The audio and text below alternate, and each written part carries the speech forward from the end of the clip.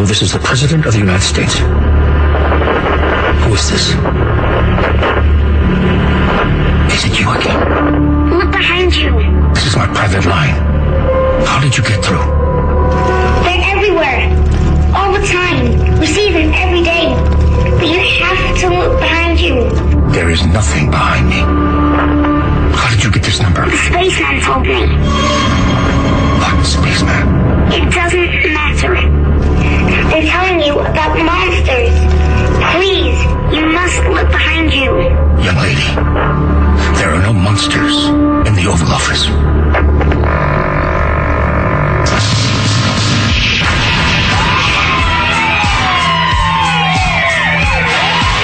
The loudspeaker spoke up and said,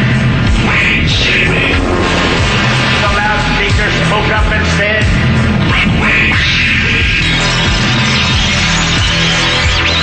the loudspeaker spoke up and said,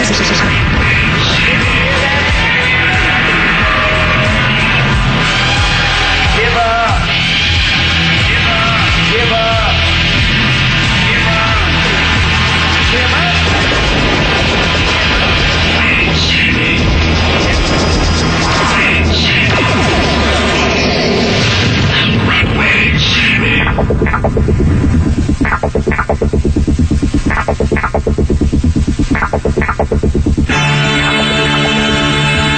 I'm Clyde Lewis, and this is Ground Zero. The numbers to call tonight, 888-673-3700. That's 888-673-3700. And if you're curious, you can go online to TalkStreamLive.com. TalkStream Live provides service for everybody to pick up the full 3 hours of the program. And all you got to do is just check all the radio stations, top of the line, listen to GroundZero.com right there on top of the list. And then from there, we have other stations like KLBJ, WTAM, KTOX, and WJIR, to name a few. And we also have a phone number. You can listen online at on your phone at 712-770-9701. That's 712-770-9701. Or podcast by phone, 857-252-1086. It's 857-252-1086. Good news. iTunes is back up again. iTunes is back up again. And, I didn't know what to call it. You didn't call it iPhone, iTunes. And I just, so, it's back up. And for those of you that are having a problem with it, we were, very happy to see that it went back up again last night.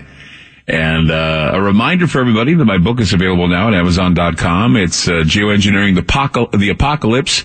Chemtrails and the Truth About Climate Change. It is a great book. People are picking up on it, and I'm really proud that it's doing so well. A lot of great ratings, a lot of good people out there reading the book, and we're so happy about that. Also, Patreon.com. That's the place to go. We want to get little tchotchkes out of our closet. We hand you some really cool stuff if you donate $12.90 or whatever.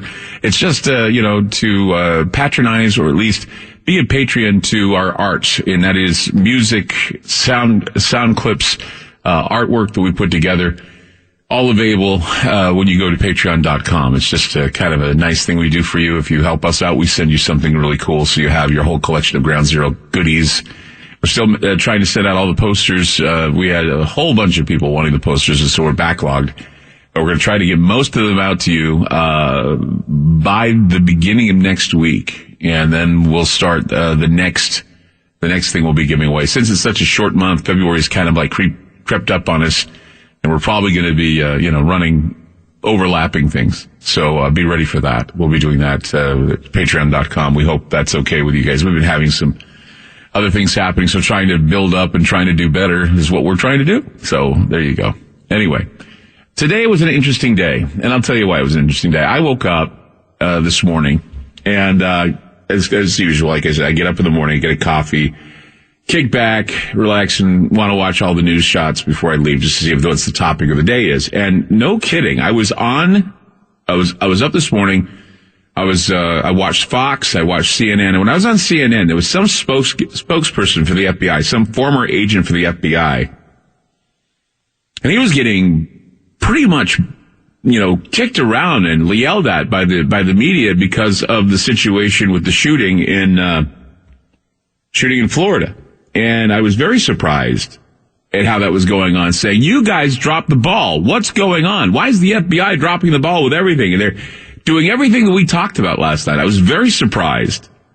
And I was almost like I was listening to my show again after what we said last night about the FBI dropping the ball on the Pulse nightclub shooting, the San Bernardino shootings, the bombings at Boston, just going down the list of every FBI botched thing where, they were involved or they somehow knew that this was going to happen and they didn't do anything. And then we get another, what triggered it was that there was another call into the FBI in January. Somebody was trying to warn the FBI of Nicholas Cruz and his attitude and what he was doing, and the FBI ignored him.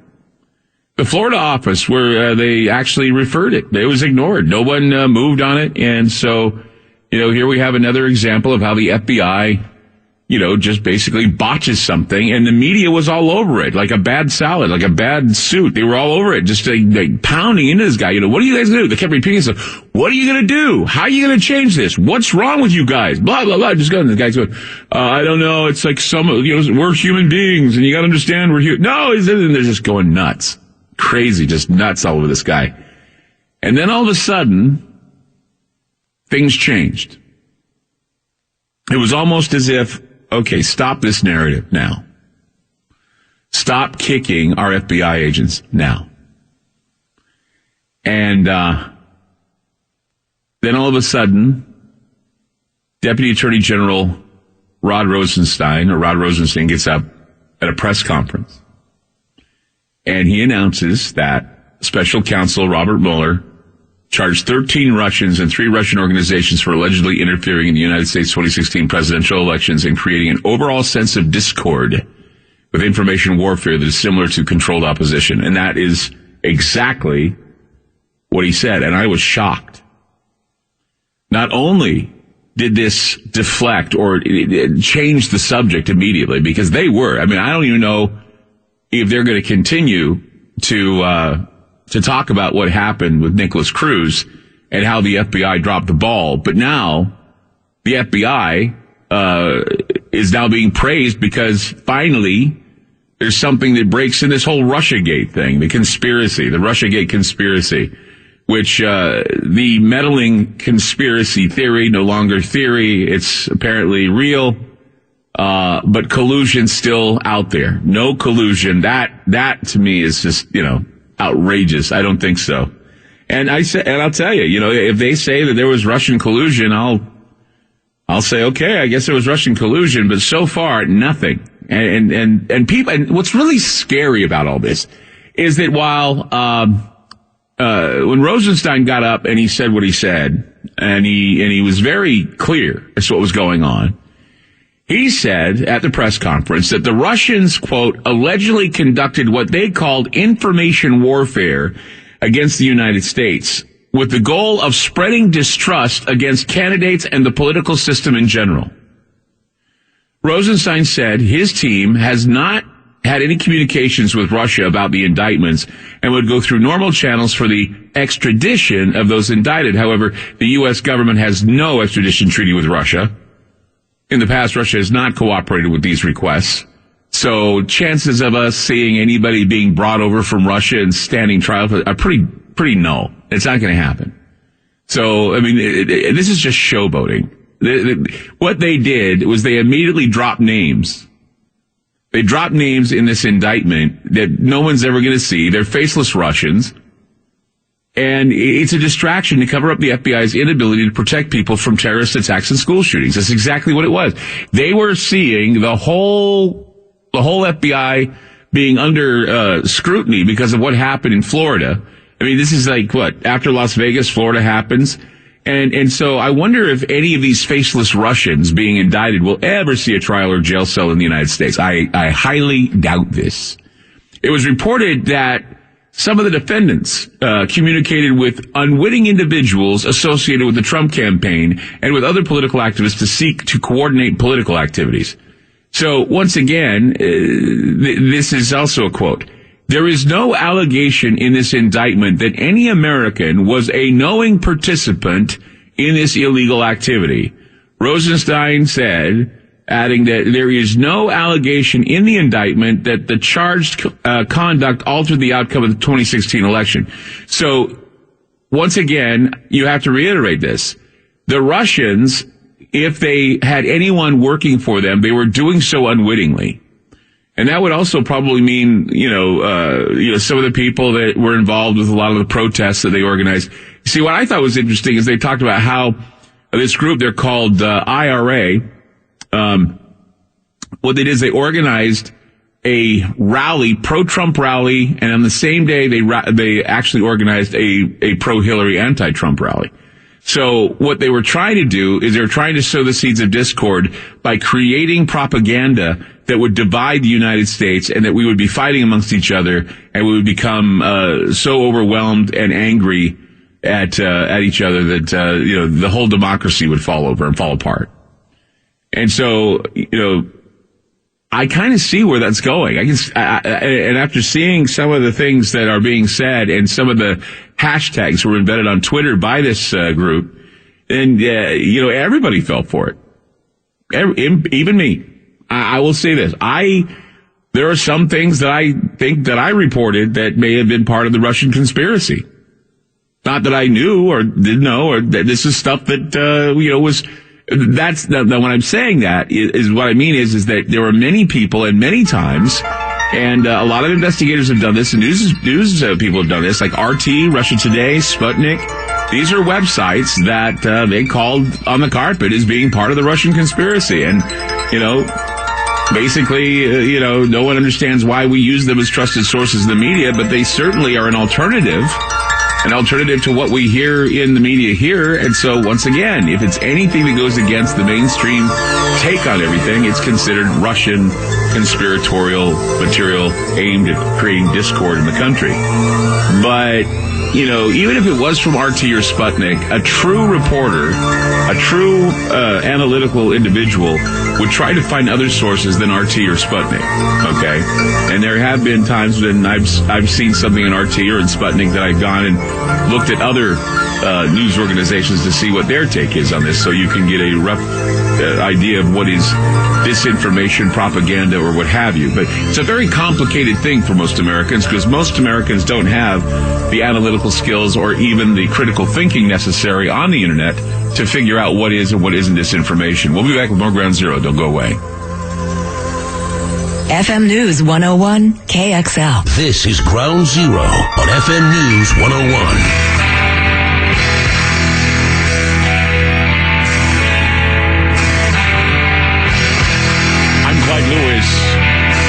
You're listening to Ground Zero.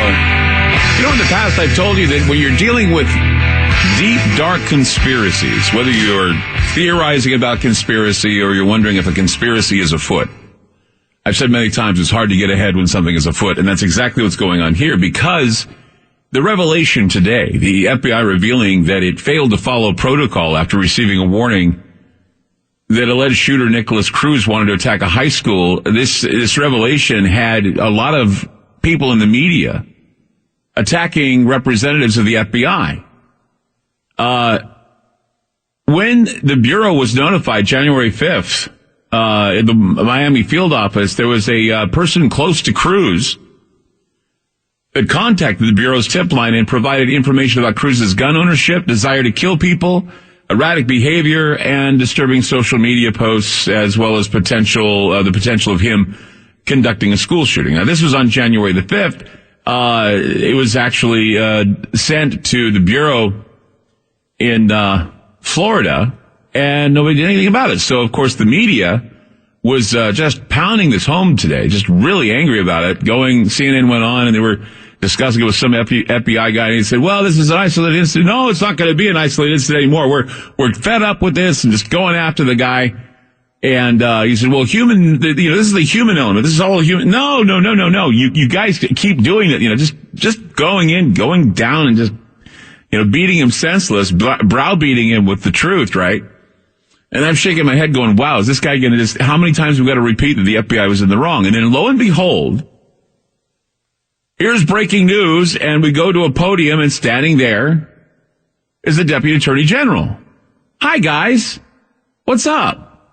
I'm Rod Rosenstein, and I want to tell you a little story about 13 Russians and an agency that was basically meddling with the elections.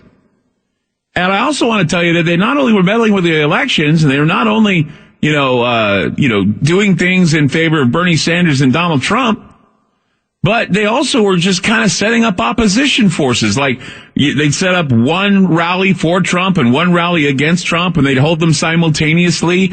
And they were sending out messages to divide the country. And there were all kind of hashtags and strangeness going on. And so they were trying to bring down our democracy. We're not saying, though, in the indictment that any American was involved with this. In fact, unknowingly, anyone was involved with this. And, we're also saying that the indictment right now, that those who are charged, really, we don't know if it had any outcome or any effect on the outcome of the 2016 election. But what we do know is that takes our mind off the fact that the FBI dropped the ball, and then we praise the FBI for finally coming to some sort of conclusion with this Russia conspiracy. It goes from theory to reality. It was a conspiracy theory. Now it's a real conspiracy, and now we have to figure out what's going on. But collusion is still a theory, still a conspiracy theory. And I don't think they're going to find anything that connects Trump to anything that's Russian. They may find some people in a circle somewhere. Who knows? But those charged in this situation used and transferred the social security numbers and birth dates of unknowing Americans, according to the incident. They then used those identifications to open PayPal accounts, create fake driver's license, and post on social media accounts using the victims' identities. In fact, it was learned that the alleged Russian influence was there to breed division among the American people as these groups staged political rallies inside the United States, posing as Americans and using grassroots groups in order to get them to be excited and overwhelmed by this. The defendants allegedly staged rallies both in support of President-elect Trump, also staged protests against him in New York City on the same day. The company which organized all of the disruption was a company called the Internet Research Agency, and the project, I think, was called Project Latka. I think that's what they called it, Project Latka. The IRA is what they're calling themselves, not any connection to the Irish IRA. So the IRA, which registered with the Russian government as a Russian corporate entity in July of 2013, obscured its conduct by operating through a number of other Russian entities. It employed hundreds of individuals, including those who created fictitious personas. More than 80 people were involved in what was at times referred to as the Translator Project, which focused on the U.S. population, not the elections, but the U.S. population. The organization's strategy in May of 2014 was to interfere with the 2016 presidential election with the goal of spreading distrust towards the candidates and the political system in general. The meddling was nothing more than counter-propaganda in an information war. That's exactly what it is. It's counter-propaganda. Something that everybody can do. This just happens to be from Russia. We single out the counter-propaganda from Russia, and we don't even talk about the other nations that use this counter-propaganda to change ideas and change thoughts and processes about certain countries and how they deal with certain issues. There was no talk of collusion between the Trump campaign and Russia in this news conference, but of course, this is not going to settle the issue, and it certainly will not put the FBI or the deep state under the microscope for yet ignoring another attempt to bring down our constitutional republic. In fact, a lot of people believe that this still is part of the deep state trying to deter us from something else. This is all showboating, and the Kremlin will not hand over any of the accused. And you can bet on that. They're not going to hand over any of these people that we say did it or didn't do it. So keep that in mind, too. 888-673-3700. That's 888-673-3700. I'm Clyde Lewis. You're listening to Ground Zero, and we'll be back.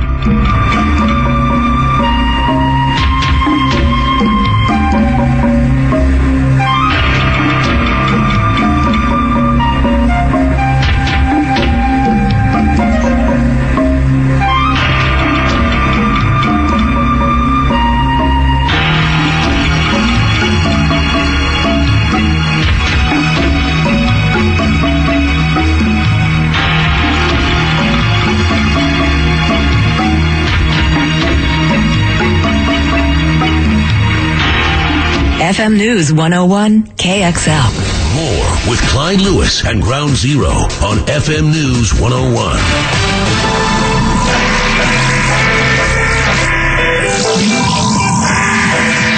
Welcome to Russian Bernstein. This is your host the Tina Clark Jam. In Russia, almost everybody watches Russian bandstand. Now everybody watches Russian bandstand. Next is number one song in Russia. We don't like that song. You got to like that song. It's number one song. But we don't like it. Who else doesn't like that song? I don't like any other song. Who likes Conrad? You're free. And freedom is beautiful. And, it'll take time to restore chaos and order. Order out of chaos, but we will. We haven't won a war since 1945. I think we got a real chance of winning this one. I want to be part of it. It's not like patriotism or anything. It's more like a job. Well, maybe history's been trying to tell us something. Superpowers, great powers, anyway, cannot go time and again to the brink without eventually going over.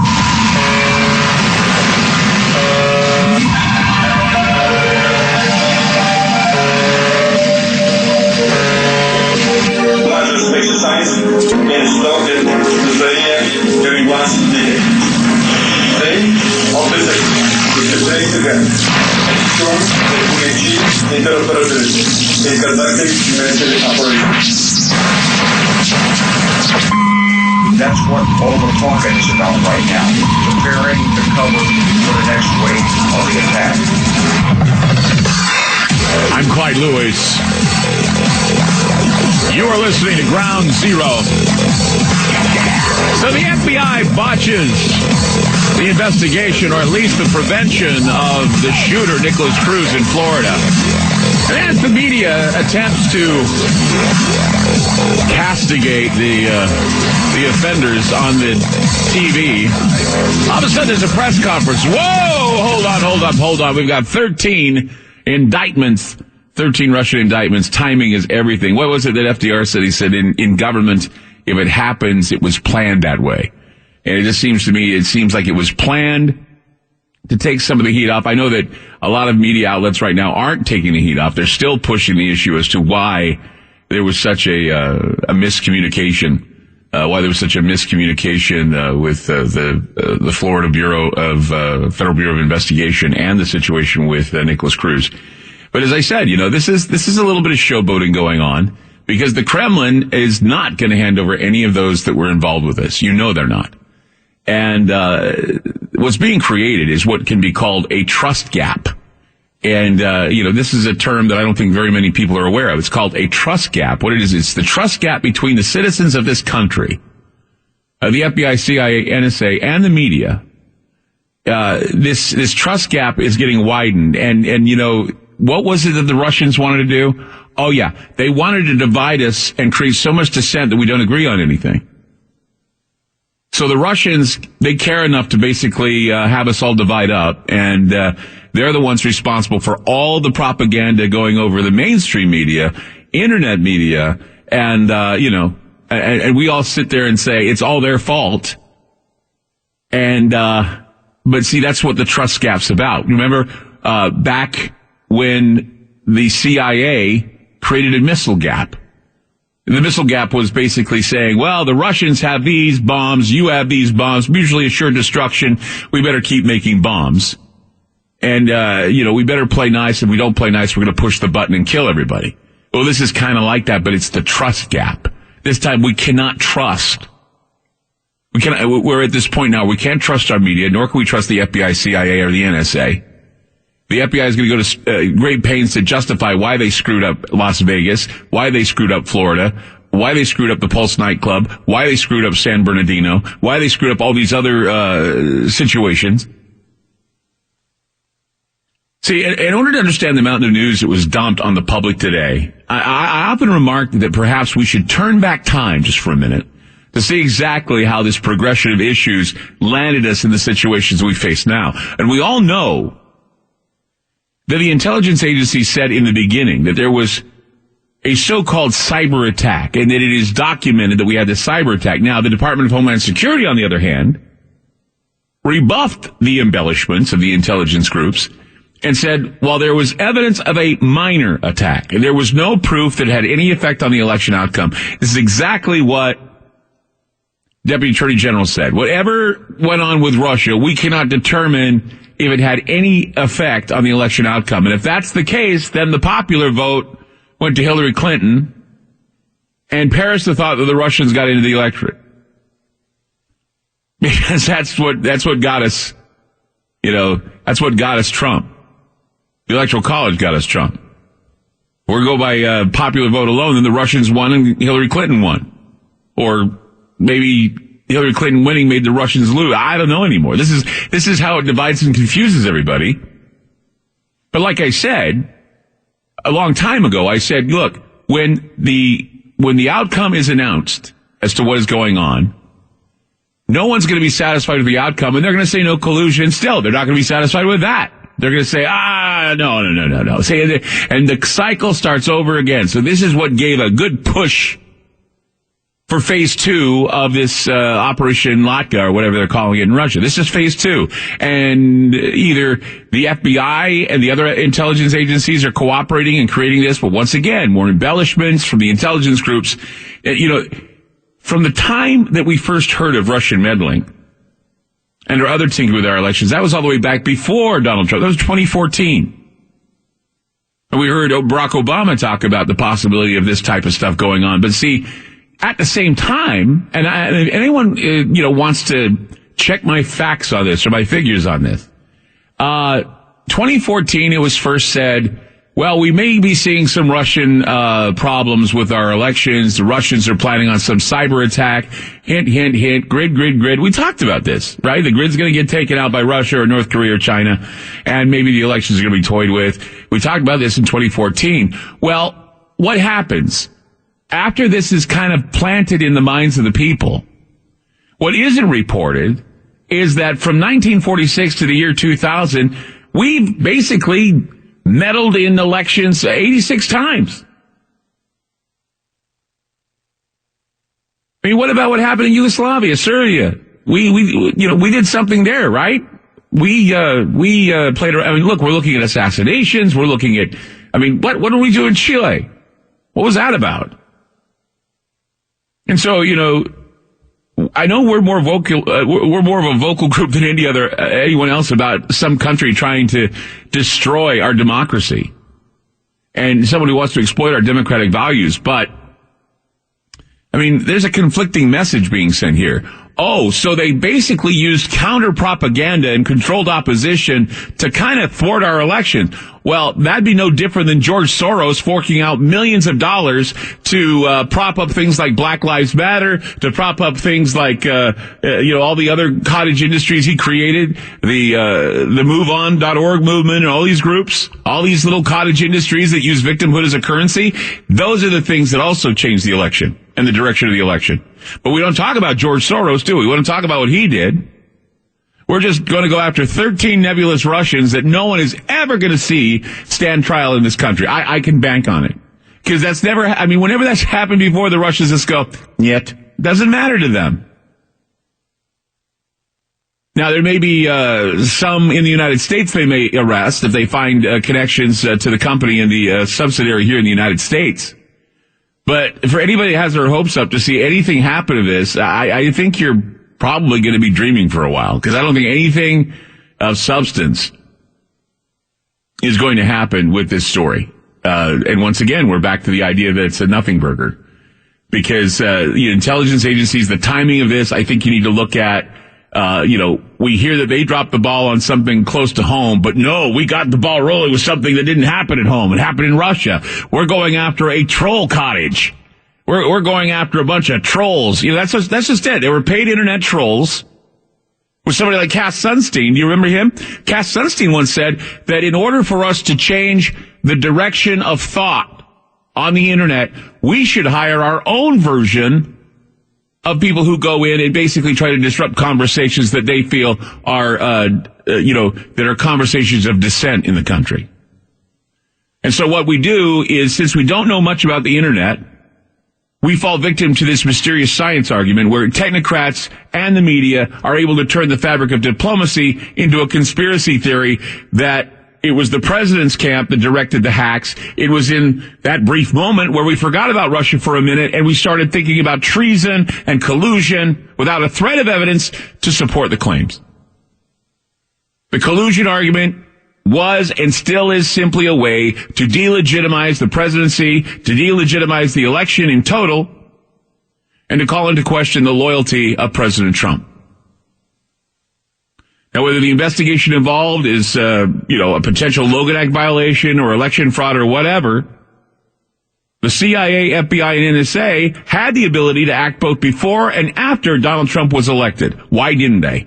President Obama, he had the opportunity to intervene. Why didn't he? If this is all what it's cracked up to be, no one's been able to answer these questions, and that's why I think it's a conspiracy theory.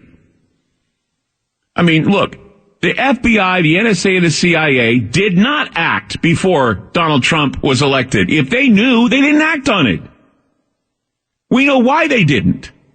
Okay? We know why. First, there was no evidence, and again, the FBI is notorious for allowing things to fester and become catastrophic for the country. It's another dropping the ball. 17 kids and teachers weren't killed with this ball drop, but boy, people are sure satisfied that we got our Russian men, and they're going to stand trial, and that's nonsense, because I don't think the Kremlin's going to give a damn about what this is about. Especially when we've done it 86 times, and other countries do it too to us, and no one puts the spotlight on other countries that have interest in our elections at all or how elections sway. There are a lot of countries that have an interest in the United States in how our elections sway because they get something from it just like we do.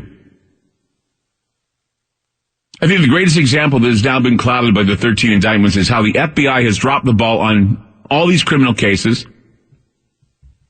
School shooting in Florida. I mean, I just wish you could see how this was done. It was kind of like it was like saying, we have a hot potato, let's hand it over to here. Oh, and guess what? Yeah, of course, the FBI didn't report the January 5th warning that there was going to be a huge shooting. They didn't even pay attention to any of that. Okay, and they let the ball drop. And then we're going to get into all the other balls they've dropped that have killed people, Boston bombing, and how the Russians warned us of Sarniev and all these other, and we don't care. I mean, what's next? If they're going to do this, and there's going to be a hole in the script again, I would hate to think that another horrible tragedy is going to befall this country, a copycat tragedy, because somebody's discovered a hole in the script that the FBI and special counsel is laying on the American people, and no one is going to have any answers, and it'll go back to questions, and more questions. I mean, you have to ask yourself, is the FBI technically incompetent? Are they unable to come to terms with what we have going on now? I mean, they say they have all of this technology in their hands, but think about it. In the world of technology, they seem pretty inept. I mean, they're unable to basically, I mean, look, there are plenty of ways in which new technology could help investigations with the FBI without making America turning into a huge panopticon. We don't need to be a prison. We do need to be, we do need to be safe, and there should be some things that are legal within the Constitution to do. But it just seems to me that, if the FBI does something, I mean, it was like last night. I was talking about, if you see something, say something, somebody saw something, they said something, and nothing happened. And then they said there was some sort of a bomb situation in New York where somebody said something because they saw something. And then the next day the FBI has to deal with, well, somebody saw something, said something, and you did nothing. Oh, and by the way, forget that. We just got 13 Russians. They're going to be, in the pokey. We're going to extradite them. Yeah, really, truly. We're going to extradite. Yeah, I'm sure the Kremlin's going to let that happen. 888-673-3700. That's 888-673-3700. I'm Clyde Lewis. You're listening to Ground Zero, and we'll be back. FM News 101 KXL.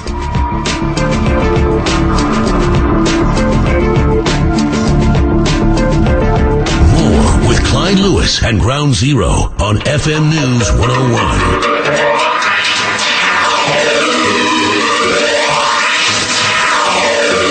Let's go to Troy in South Carolina. Hi, Troy. You're on Ground Zero. Hey, Clyde, how you doing? Doing good, man. Hey, I listened to you talk about all this, and I just think it's real funny that the FBI has come out with that 13 indictments on the Russians after this shooting. And I'm not saying all FBI agents are bad. There are some good men and women that are trying to serve and do the right thing. Mm-hmm. But it's like they drop the ball in this, and then they get the heat off themselves.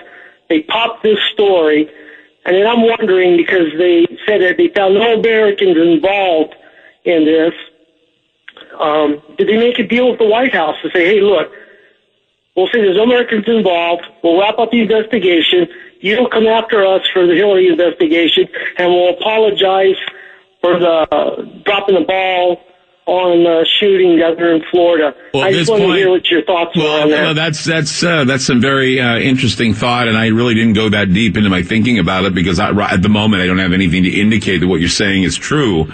But it certainly sounds interesting, and it sounds like something to investigate. I would say at face value right now, it was purely a distraction.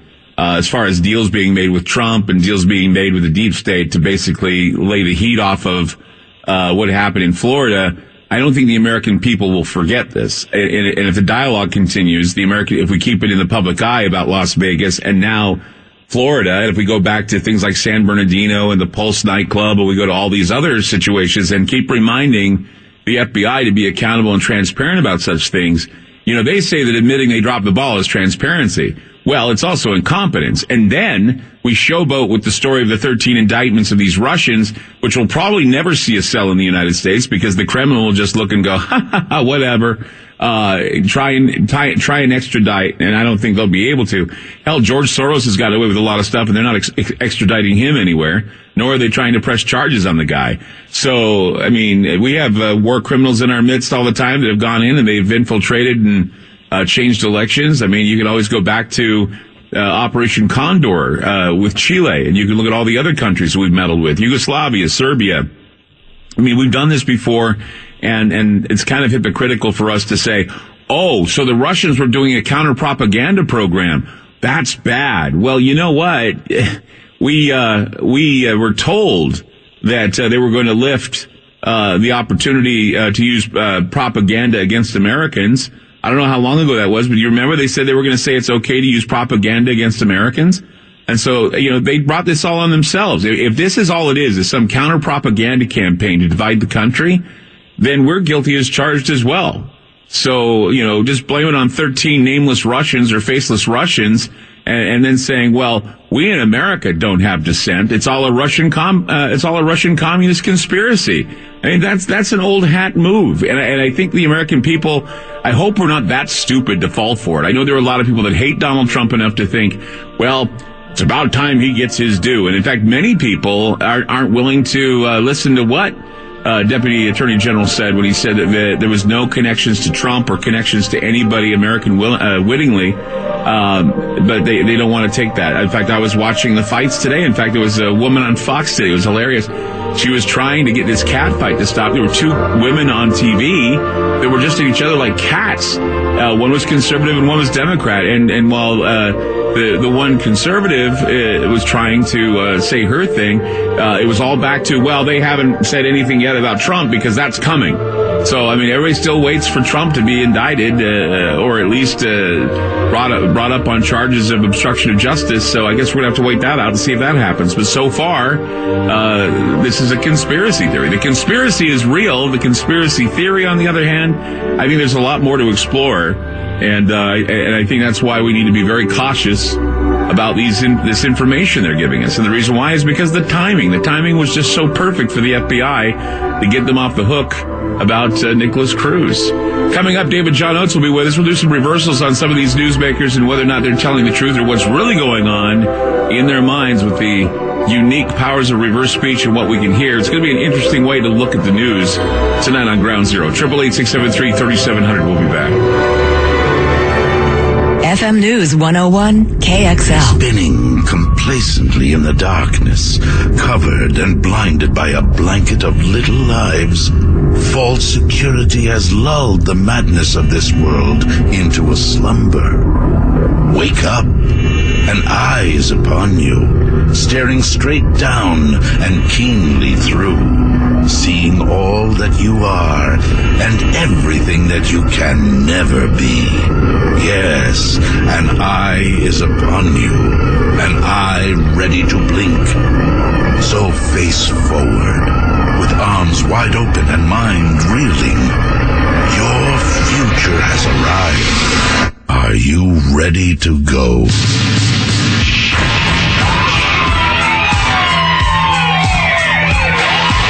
The loudspeaker spoke up and said, Wait, Sammy. the loudspeaker spoke up and said, Wait, Sammy. the loudspeaker spoke up and said,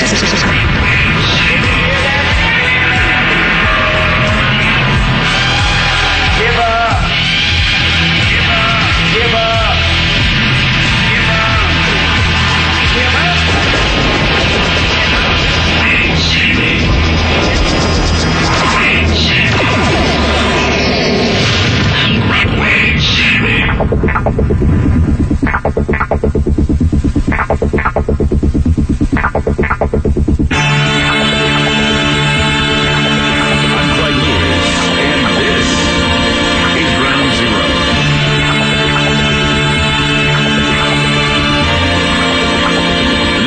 tonight, 888-673-3700. That's 888-673-3700. So, I was thinking about today and all of the news that we're hearing about today. All of it, like this one big plate. They just dumped it on us all at once. And I was actually looking at the overall timing of this. Now, for those of you that were paying attention to it, and I'm glad I caught it when I caught it, because it certainly was something that I think that if you missed it and blinked, you wouldn't have seen what happened. I was watching CNN this morning, and it was revealed that once again, the FBI dropped the ball on the Nicholas Cruz case. And what it was is somebody had phoned into the FBI office in Florida. They called the FBI office in Miami, Florida, and they said that this guy, Nicholas Cruz, was going to shoot up a school, and he was a horrible person, and just really, letting them know what's going on. And the FBI didn't even follow up on it. Even though they had the report on Nicholas Cruz, I guess it was last September, another Nicholas Cruz name comes up, and they didn't even do anything about it. They didn't follow up. And as they were actually going to town, they were actually beating up on this one FBI guy. They were saying to him, "This is how could you let the ball drop? How could just really whipping him down with it, browbeating him on the television." All of a sudden, we're seeing this press conference with the Deputy Attorney General, and they're saying, "Oh, by the way, we just indicted 13. We're indicting 13 Russians who are involved with trying to manipulate the democracy." This democracy. They didn't say it was all the elections. They did say it had something to do with the elections. They said that there was, it wasn't just all about Hillary Clinton and Trump. It was about, Ted Cruz. It was about, Bernie Sanders, a few others. And also the idea that these guys set up an anti-Trump rally and a pro-Trump rally on the same day in New York City. And their whole goal was to divide and try to destroy our democracy. That was their goal. That's what was said. And, when you're looking at something like this, you know that we have powerful commercial interests who see the informed citizenry as a direct threat to corporate power. They're a direct threat to power of any kind. And so when the citizenry looks up and they say, wait a minute, this is kind of convenient that they're talking about this, and they throw this out there after the FBI needs to be transparent about what happened with Nicholas Cruz. We're probably going to have that story buried somewhere as we talk about the 13 bots. I'm sorry, not the bots. Did I let that slip? The 13 names of real people that are going to stand trial in the United States. Wink, wink. That the Kremlin, we believe the Kremlin will send these not bots. I keep saying bots. Man, I got to stop saying that they're bots. They're proxy bots. They're, I don't know. I look at this and I say to myself, okay, so they're proving, or they're saying they have a conspiracy. They caught the rabbit in the conspiracy trap. So, yeah, okay, so it was conspiracy theory. Now they've caught a rabbit in the conspiracy trap. We have a conspiracy of Russians, 13 Russians, trying to not just thwart elections, but also destroy democracy. That's what we were told. And then they were equal opportunity offenders, and they were creating hashtags like MAGA, Making America Great Again, hashtag Hillary for Prison. They were talking about all of these things that they were, involved with. So if any of you guys went to hashtag Hillary for Prison, or if you keep pushing the hashtag MAGA, you're pushing propaganda from Russian interests. If you've ever linked to a story on Russia Today or on Sputnik, you are backing up Russian interests and Russian propaganda. Because that's all this is. It's not. All it was is that they decided to do a propaganda war against the United States. It's counter-propaganda. It's counter-propaganda, counter-programming, something that they did in order to, shake up the United States. And they knew exactly. Look, here's the deal. Russia, I can tell you right now, if these aren't bots and they really do have an IRA company and they were doing this, core intelligence should be aware of things like this. Core intelligence should be aware of things like organized information wars that are being used to divide the nation politically, and there should be an effort by the media to remind the American people that during an investigation of anything like this, it would be to our advantage that we realize that we have all been baited into these toxic political arguments for the purpose of a controlled demolition of our way of life. One thing that I am learning is that what is really harming this country is something called rapid information operations. And what that is that's on the internet. Everything is rapid information operations where information is absorbed, but it's really not all that, it's not analyzed. We absorb information every day, but do we really sit down and be analytical about it? No, not really. I mean, I have friends telling me, did you hear that so-and-so is a man? Did you hear that Michelle Obama is a man? Oh, no, she's not a man. Oh, it says right here she's a man. Look, I even see a place where, her little thingy is. No, Michelle Obama is not a man. But I swear, she's a man. She's a tranny. And I get that, and I'm saying, God, it's rapid information. Somebody's getting rapid information, and they see something that looks like, okay, yeah, that could be true. I'm going to push this as real. But you don't. You don't do that. See, because information is absorbed by people. People rarely analyze information. And so there should be an effort for people to understand analytical skills as opposed to believing any story based on bias. And that's what happens. Somebody doesn't like Michelle Obama, so what do? They do something to make her look bad. They don't like Melania Trump, so they'll say that she's a man, or they'll say that she doesn't like her husband, or they'll say something bad. I remember one time I had, and I just got rid of a guy on my Facebook because he decided that he wanted to, put up silly memes that were triggering other bad memes about President Obama. And I said, you know what? I said, you start this, and we start having people putting pictures of President Obama or former President Obama on my website, and soon we'll have President Obama with a bone up his nose and all kinds of other crazy stuff that the ugly white supremacists want to put up there, and I'm not going to take it. Because it's not cool. Regardless of what you feel as a president, I know you think it's freedom of expression and freedom of speech, fine.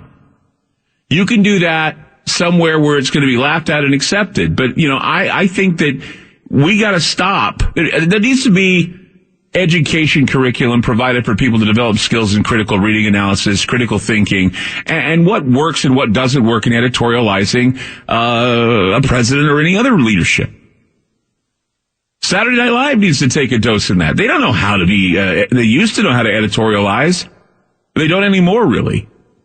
I mean, there's a difference between editorializing and being mean-spirited. I think there's a lot of mean-spiritedness, and I think it's done for that very reason, dividing and conquering and creating a rift in the democracy. Of anything that I can tell you, the organized Russian attacks on the country, if they are real, if these guys aren't bots, what is shown is that America's weakness is in their knowledge of civics and political discourse. Trust gap. Remember I talked about the trust gap. The trust gap exists because of what is perceived as lies by the media.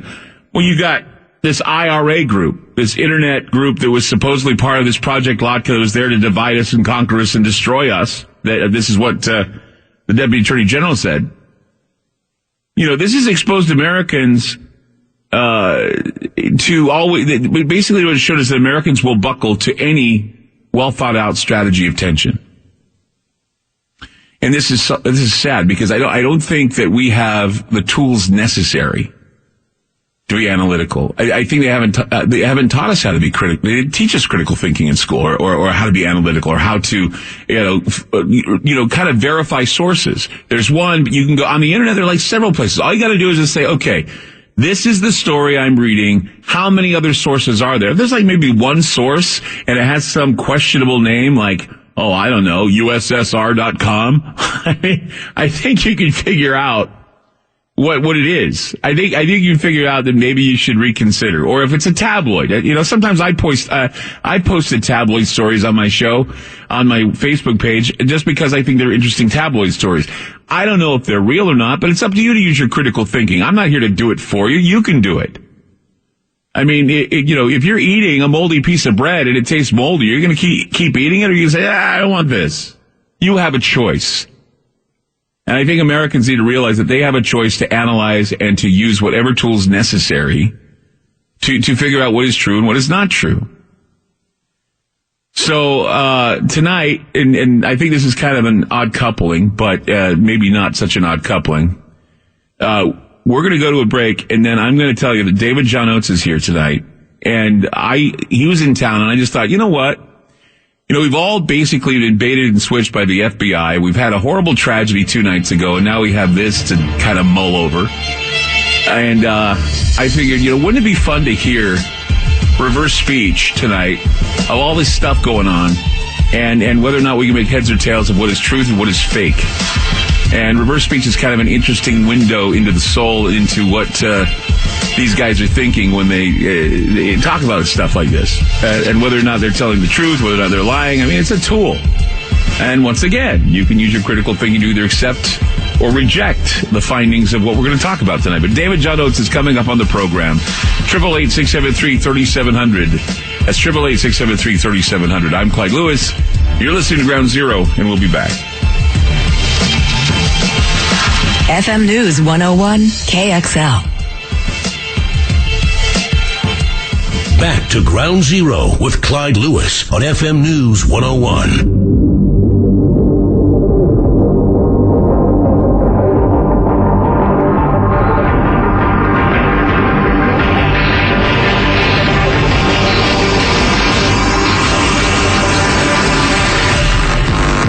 I'm Clyde Lewis. You're listening to Ground Zero. Tonight, a treat for everybody. David John Oates just happened to fly in from Australia, and his arms are very tired tonight. So, you just came in from Australia, didn't you?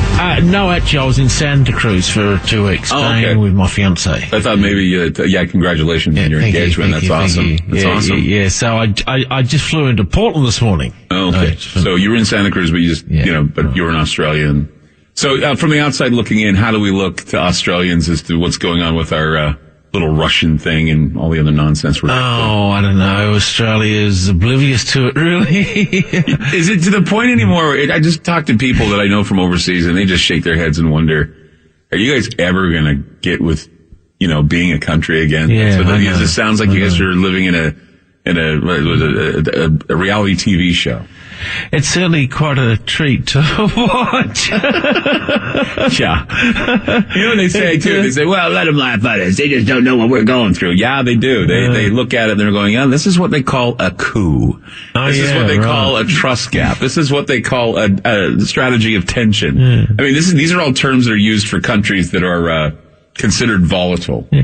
Australia was pretty anti-Trump during the election campaign, but they've been...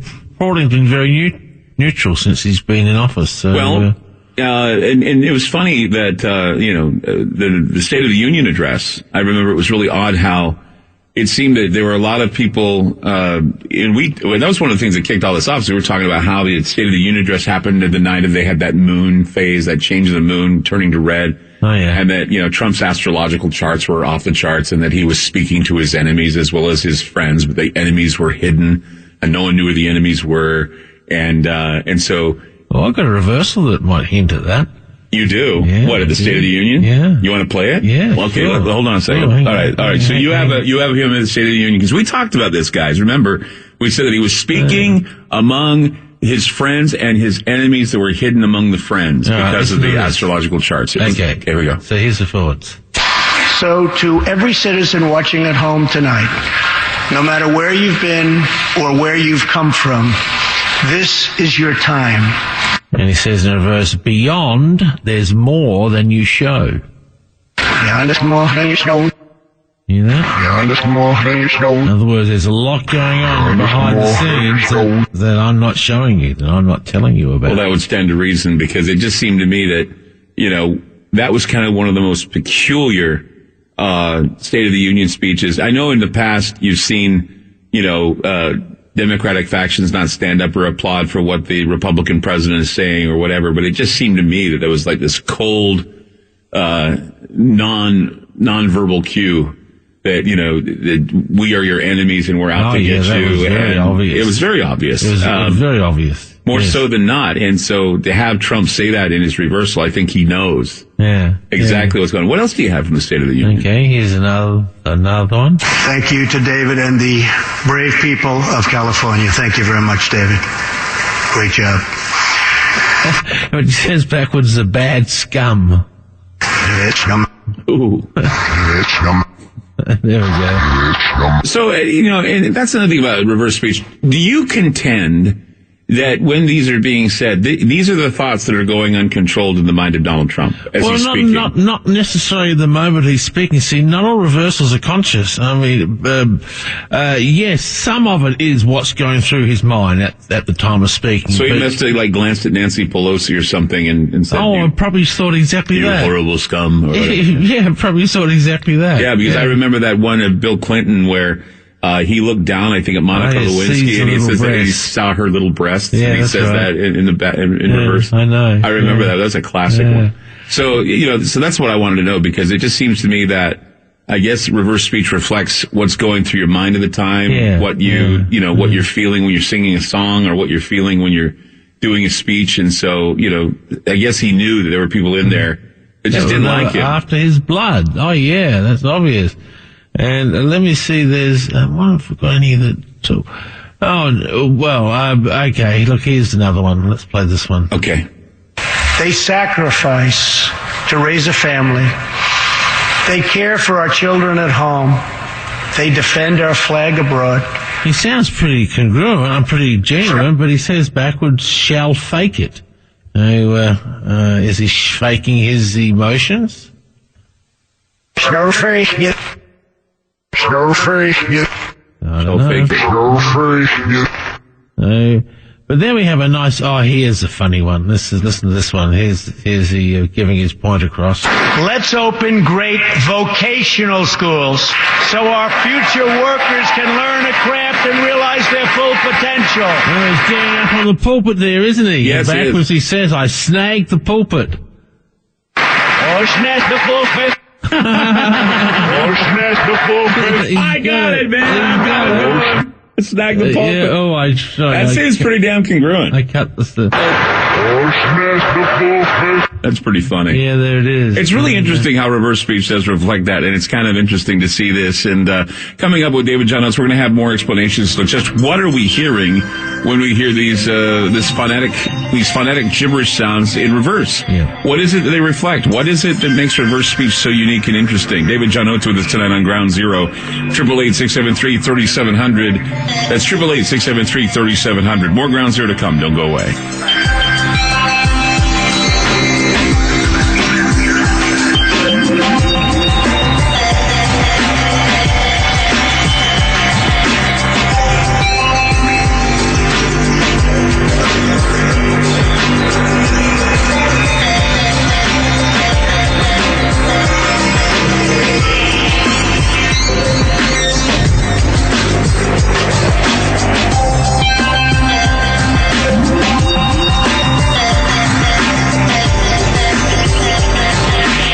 FM News 101 KXL.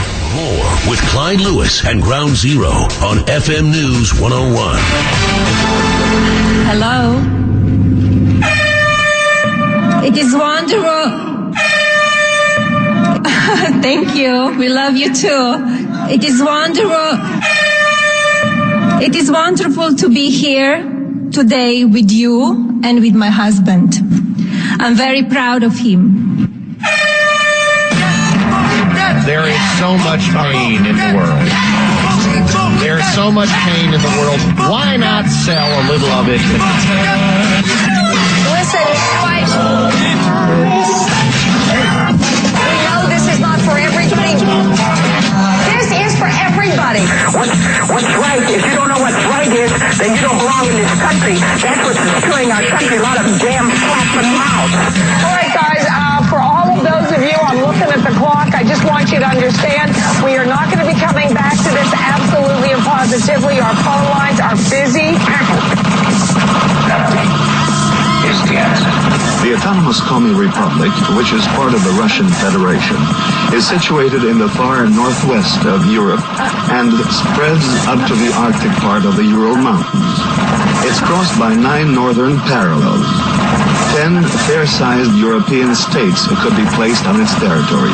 Besides indigenous residents, that is, the Komi people, there are also Russians, Ukrainians, Nenetses, Chuvashis, and Tartars. Conspiracy. Our Russian conspiracy. Our Russian conspiracy. Our Russian conspiracy. As the rebel says, feelings of facts. Feelings of facts. The perception lies in the eye of the beholder. Don't you know the difference between up and down? Oh, sure. I get no. I don't think you do, but I know something that might help you. I get no. Well, I know a song all about up and down. The Russians, Russia.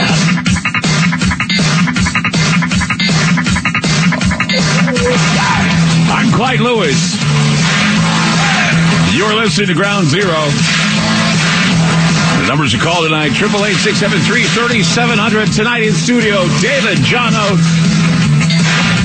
Flying in from Santa Cruz on Australia, but of course he comes from Australia here tonight via Santa Cruz, Portland, Oregon, here in the studio talking about reverse speech. And reverse speech, of course, trying to unveil what's really going on behind the scenes with all this nonsense and craziness that we have been spun into. And I'm sure a lot of people don't like me calling it nonsense and showboating, but that's exactly what it is. I mean, there's a lot of it that, even without reverse speech, you can see the facial cues, and you see the body cues. Absolutely. And I'm sure that has a lot to do with it. I mean, you were saying, I've attended a lot of your seminars, but you're saying there are ways that we communicate where you don't have to hear the words, where you can see how we are. We can see our facial motions, our body language, and sometimes we can even detect reversals when people are speaking. And sometimes, and you've demonstrated this before, where someone has spoken, and in the reversal they say something in reverse, and then the person after the reversal is made, they comment on the reversal. Can you demonstrate that for us, just to show that we communicate both in forward and backward speech? Because I think a lot of people don't understand how this works. I think they think, this is like scary, satanic, or this is like, is all random. But no, this is a demonstration where we are communicating both forward and backwards. And in an interview that he has recorded, it's the most amazing thing, because what you hear is someone talking forward and they immediately comment on what was said in reverse. I can't remember exactly, but you've got it, don't you? You got it right there. Yeah. I'm pulling out one right now that illustrates that. Because this is amazing how it works, because it does. We communicate both backwards and forwards to each other. Sometimes we even mimic it, or we sometimes bring it up afterwards. You can sense, people can talk to each other with their minds. If you've been with someone long enough, this is something that science, this was just reported in Science Journal, a couple months ago, that if you actually if you're with somebody for a long enough period of time, you can pretty much understand what they have to say, and they don't have to say a word. And it makes me wonder is if you're around somebody enough, you can actually pick up on their cues. You can actually pick up on maybe some nuances of speech, phonetics that the brain somehow scrambles or unscrambles. And this is how we get, the phenomenon of reverse speech and what it does. It's an amazing way of demonstrating that perhaps deep down where the unconscious mind is forming ideas and then, of course, they come up out in the conscious. Sometimes they don't. Sometimes they're hidden. Sometimes we can tell. Sometimes we can feel.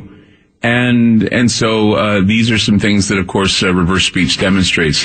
What's up? I can't find it.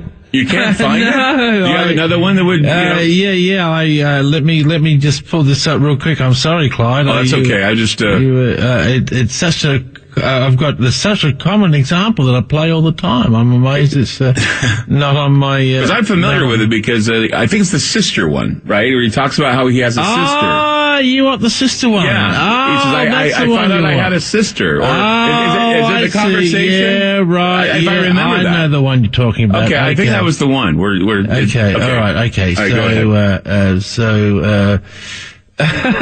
Okay, this is an Australian Aboriginal who's, this is so frustrating. I don't know where all my examples have gone. Are they going away or something? I don't know. Here we go. Okay, Okay, so here's the forwards. And, so he's talking on TV about how he found he had a whole extended, he found he had a whole extended family. Here we go. I've been over sister. Okay. That's the back. Okay, so what is the forward speech? Here we go. And I was about 30, 35 and I found out that my father was alive. How did you find out? It's just through word of mouth. And backwards he says, I have an older sister. I haven't been over sister. It's just through word of mouth. I haven't been over sister. Okay. Talking to different. And then he starts talking about how he had another sister. I mean, what something was said to you, was it? Another point. Yeah, well, I just talked to different ones about it because I was sort of trying to trace the sisters. One of my sisters. So you found out that you had sisters and brothers? Yeah, I knew all along I had one sister. So he says it backwards first. Yes. And then it comes out in the forwards shortly afterwards. So let's play this again. So there's no question that this is what happened. Here we go. Okay, so here is the forwards. And I was about 30, 35 and I found out that my father was alive. How did you find out? It's just through word of mouth. And here's the reverse. I haven't been over sister. Good. I have an older sister. And then this is what's said next. Same with, I mean, what something was said to you, was it? Yeah, well, I just talked to different ones about it because I was sort of trying to trace the sisters. One of my sisters. So you found out that you had sisters and brothers? Yeah, I knew all along I had one sister.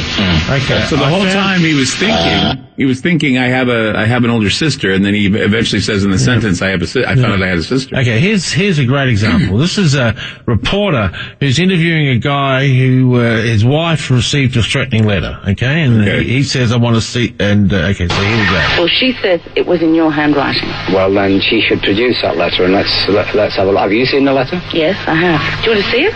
Yes. Okay, so he says, well, then she should produce the letter, and she says, do you want to see it? Now, just before she says, do you want to see it, he says backwards, I want to see that letter. Have you seen the letter? I want to see that. And listen to it again. I'll splice the soundtrack and put the reversal right in where it occurred. Well, she says it was in your handwriting. Well, then she should produce that letter, and let's have a look. Have you seen the letter? And backwards. I want to see that. And then she immediately says, yes, I have. Do you want to see it? Yes. I want to see it. I want to see that letter. So that's amazing. That's a classic example. She receives the backwards message and then says, oh, do you want to see it? You ever been sitting in a room, you're thinking, want a cup of coffee, and someone says, oh, would you like a cup of coffee? Yeah. Many times we've actually said it backwards, and the unconscious receives that and responds accordingly. Right. So, that's amazing. So, yeah, that right there. I mean, that can't be random. Yeah. That can't be random. That phonetically backwards, she picks up on it. Says, do you want to see the letter? And then he says that, and then she says, do you want to see the letter? Immediately after he says. Yeah, listen to this one. Here's the similar one. Here's the similar one. Right. This is me trying to find out someone's age. How long have you been smoking? Since I was 17. And you're, I'm 47. And I say, and you are. And you're, And backwards I say, how old? How old? So as soon as I say that backwards, she then tells you her age. Listen to this. Yeah. How long have you been smoking? Since I was 17. And you're, I'm 47. Oh, my God. Yeah. So she receives the reverse and responds accordingly. We see whole conversations backwards in reverse speech. Questions are asked, answers are subsequently given, and you can see a whole conversation flow. If this was coincidence or it was random, then how can you get things like I just played? Yeah, it does. And I've known you long enough to know that there are certain situations like this where they're just baffling how this has come up. And I don't know if you have more from the State of the Union. Yes, I do. Yes, I do. Let's listen to some more from Donald Trump speaking of the State of the Union. Okay, here's a nice one. Let's run this one forward. So tonight I am extending an open hand. Oops, hang on, we lost it. Okay, here we, look, I'm sorry, I lost it. We'll go straight back to it again.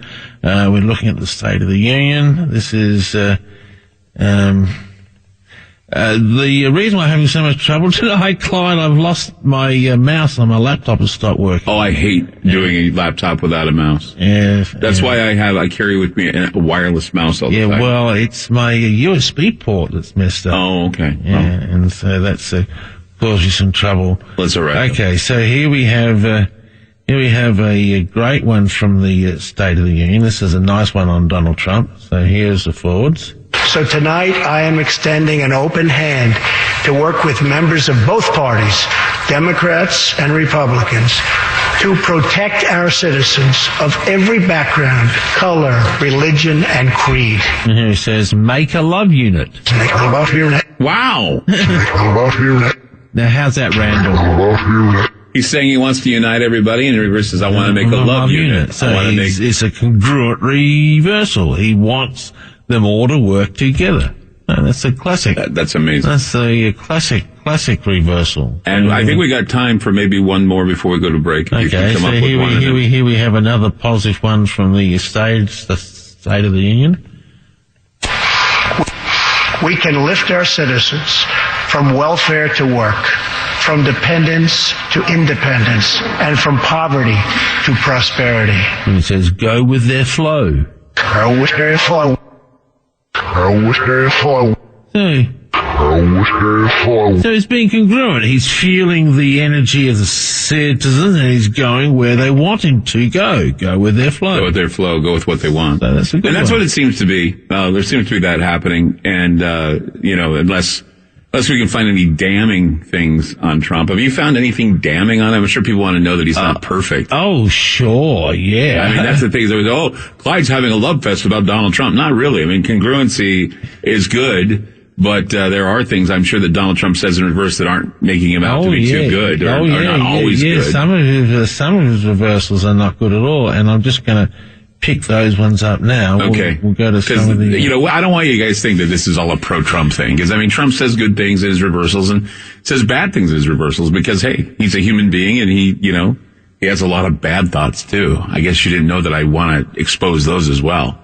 Oh, yeah. Some people think that the show is, since we're on conservative radio all across the country, they tend to think that I lean one way or the other. I really don't. You can't. It's just not smart. Yeah. It really isn't. Well, look, Trump, to be frank, Trump basically does shape up pretty well in reverse, and he's fairly congruent. Okay, well, why don't we take a break? I hear the music, but we got to take a break. And then what we'll do is we'll dig some dirt on old Donald Trump with some dirty reversals coming up. Not really dirty, but ones that basically will make the other people happy that I'm giving equal time to his bad character. 888-673-3700. That's 888-673-3700. Back with more David John Oates, so go away. FM News 101 KXL. You're listening to Ground Zero with Clyde Lewis on FM News 101.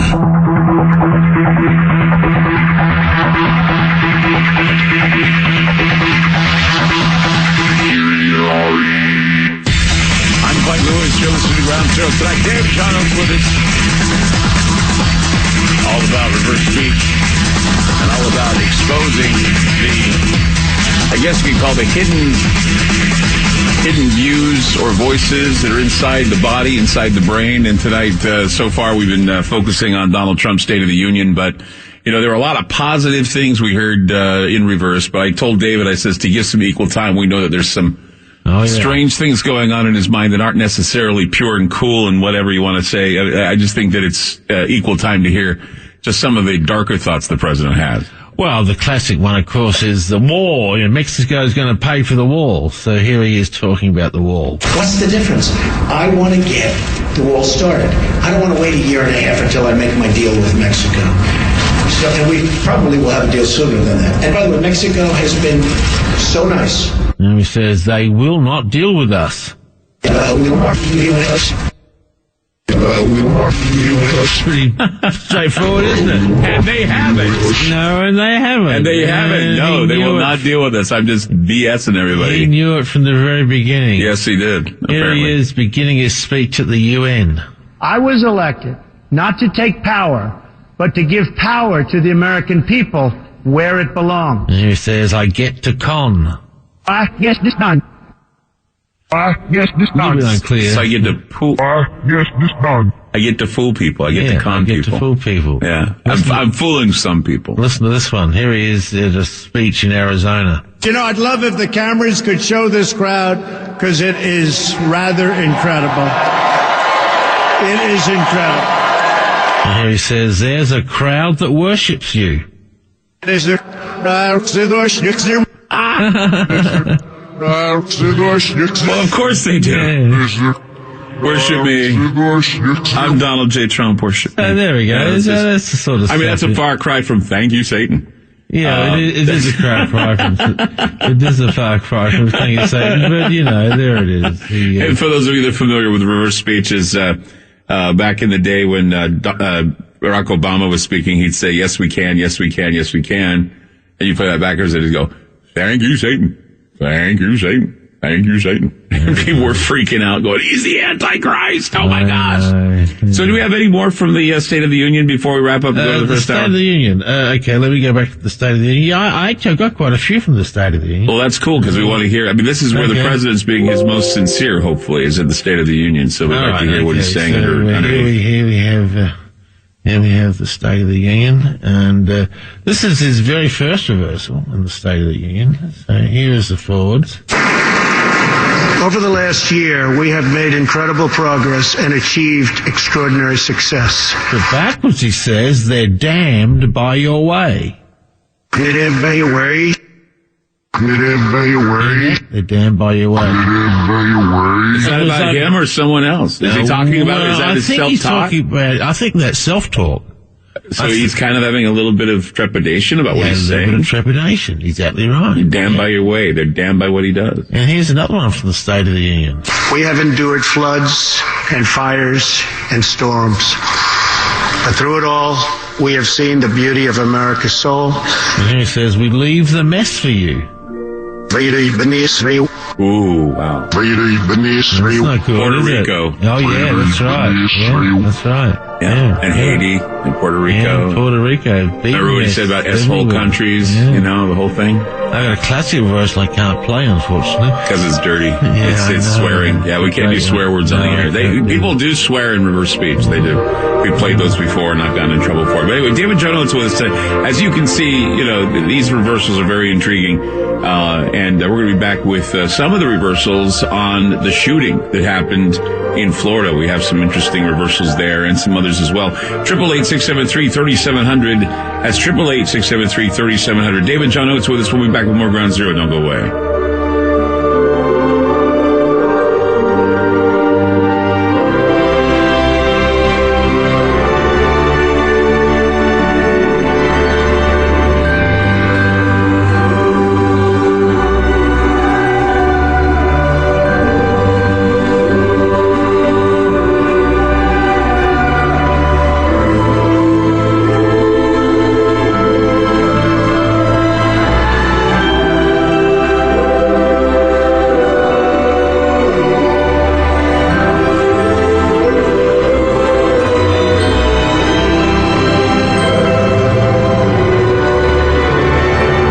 FM News 101 KXL.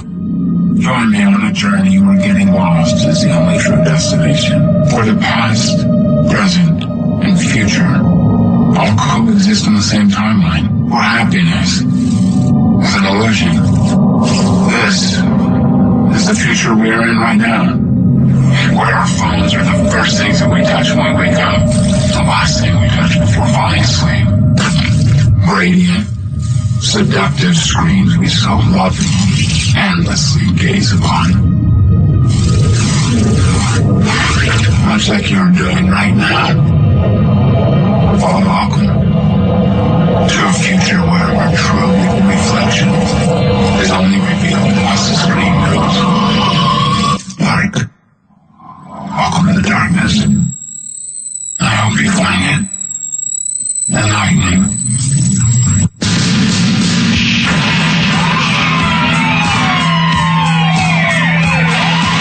The loudspeaker spoke up and said, "Wait, see me."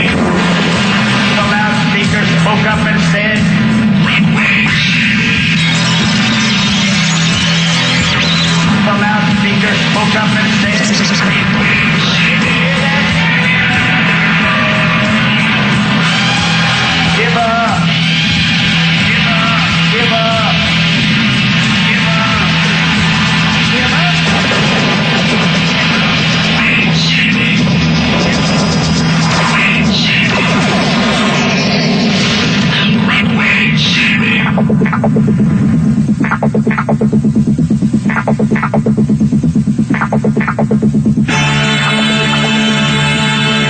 I'm Clyde Lewis, and this is Ground Zero.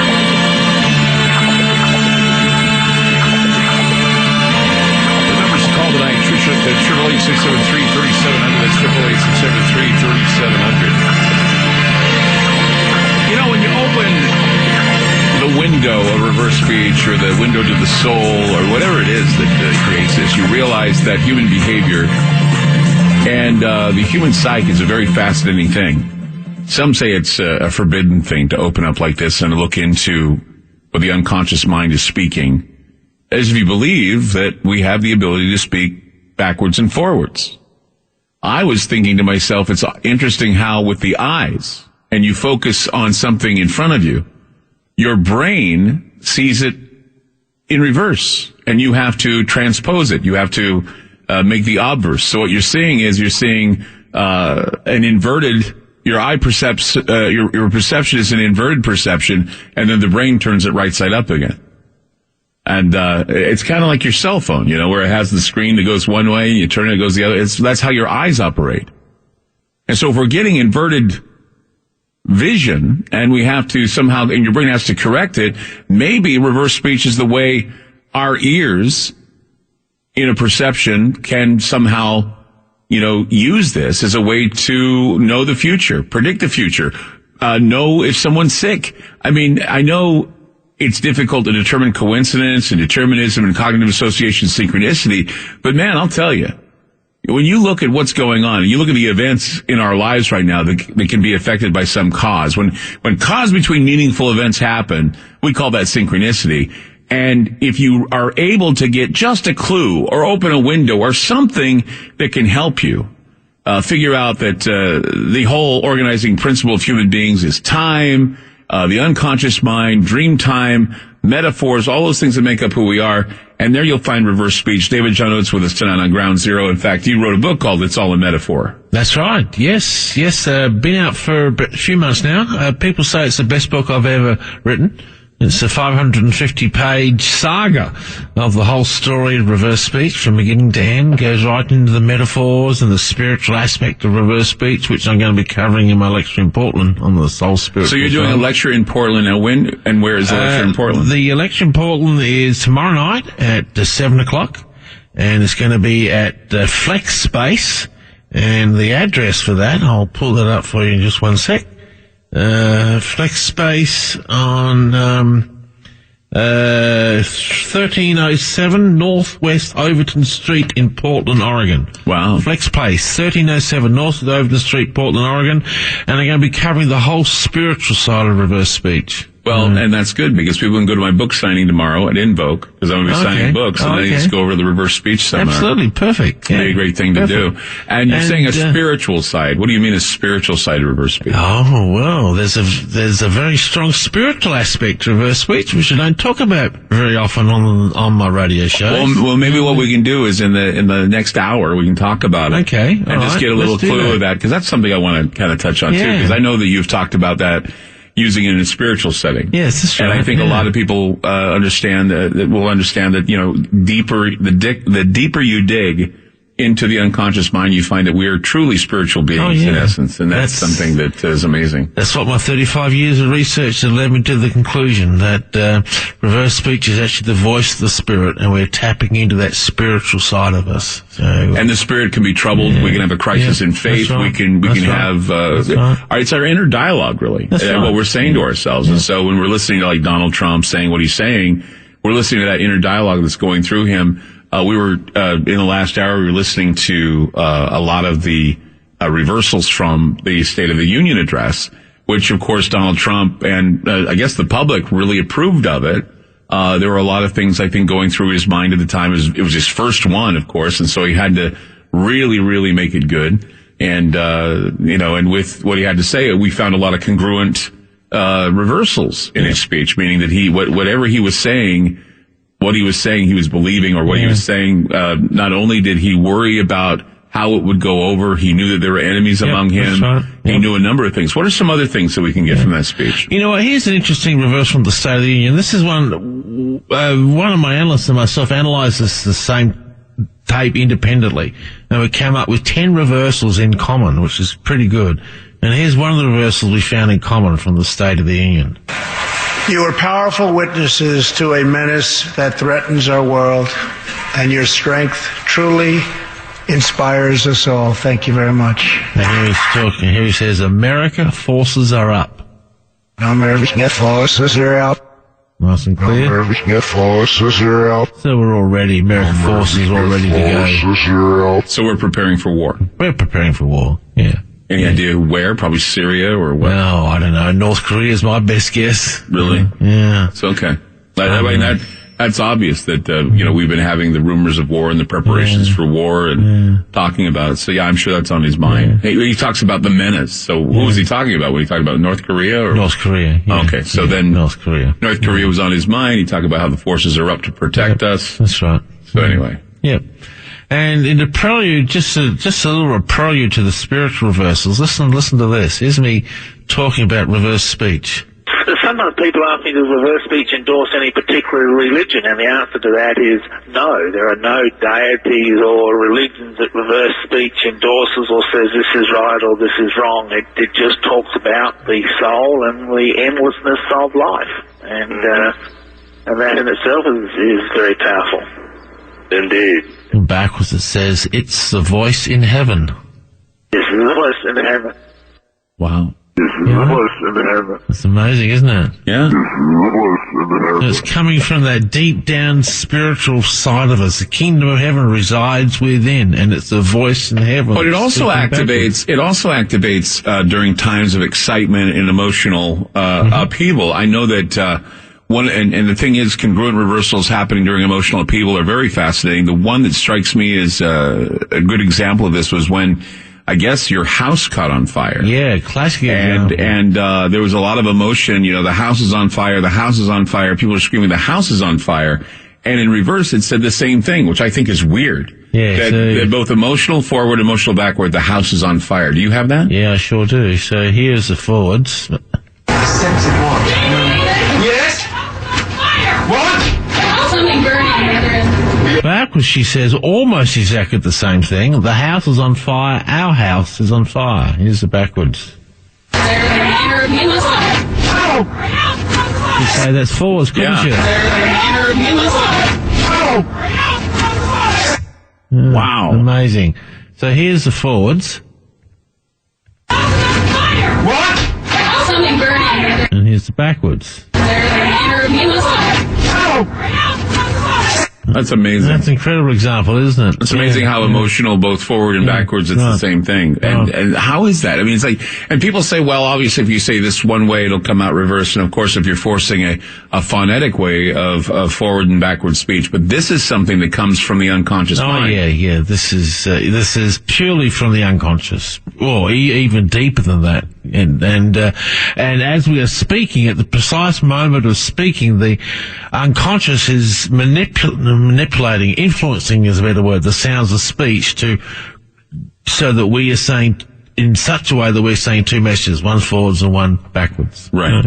Yeah. And, there are children too. That have this ability. David has done a lot of reverse speech on children, and how, children, even when they can't talk yet, they mimic their parents, and they're able to send out messages in English from just gibberish. Here's one of my favorite ones. This is my daughter in a bathtub, and she's trying to pick up a cup. She can't pick it up. She reaches out to me for help.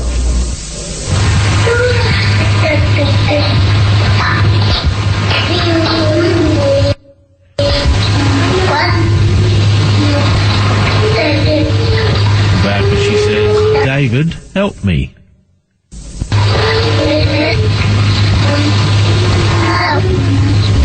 Amazing. Wow.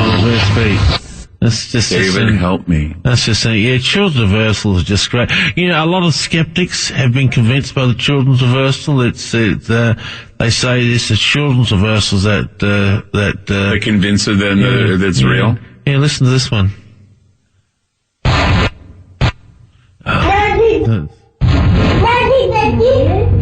And backwards, please, Daddy, help. Wow. You like that? Play it forwards again. Okay, so here's the forwards. Hang on, let me just, I got it. That's amazing. Yeah, okay, so here's the forwards. Just baby sounds. Da-dee, da-did, I'll do it again. And backwards, please, Daddy, help. Wow. So the unconscious mind, obviously the unconscious mind forms when you're very young. Yes, it's forming before the conscious mind does. Do you think it forms at birth? Do you think maybe that we have consciousness that maybe things have been handed down by our parents when we're babies? Well, yeah, I believe so. I believe some consciousness is being handed down? Oh, yeah, absolutely. Yeah. Metaphors are handed down from generation to generation. We call that the process of oral tradition, where they're handed down from father to child, and it'd be interesting to, do a reversal on like a baby that's been, maybe less than a year old. Yeah. To see if, there's anything happening in the unconscious mind. We've got reversals starting from as early as 4 months of age. For example, here's one at 3 months of age. Listen to this.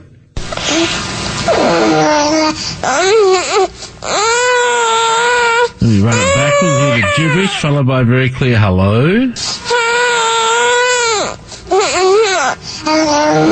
Wow. And that's the 3 months of age. Wow, that's amazing. Yeah. Okay, we're going to take a break, and then we're going to actually do some reversals on the latest news story. And that news story, of course, is the shooting in Florida. Nicholas Cruz opening fire on a school, and 17 dead, 40 or so injured. This is a real tragedy, and we'll be able to, I'm sure, a lot of emotional reversals happening with that. 888-673-3700. That's 888-673-3700. I'm Clyde Lewis. You're listening to Ground Zero, and we'll be back.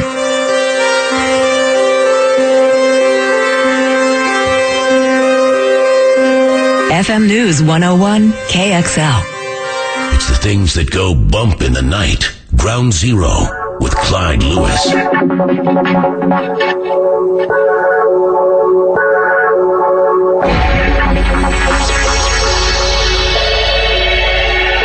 going to go to a phone call right now. Let's go to Phil in Florida. Hi, Phil. You're on Ground Zero. Hello.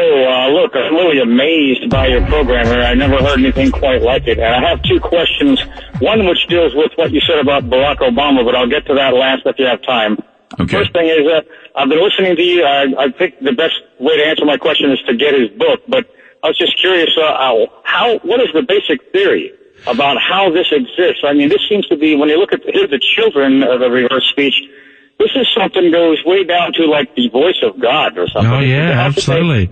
Well, there's two ways I approach it. One, I explain it as a natural function of language. Language is bi-level, forwards as well as backwards.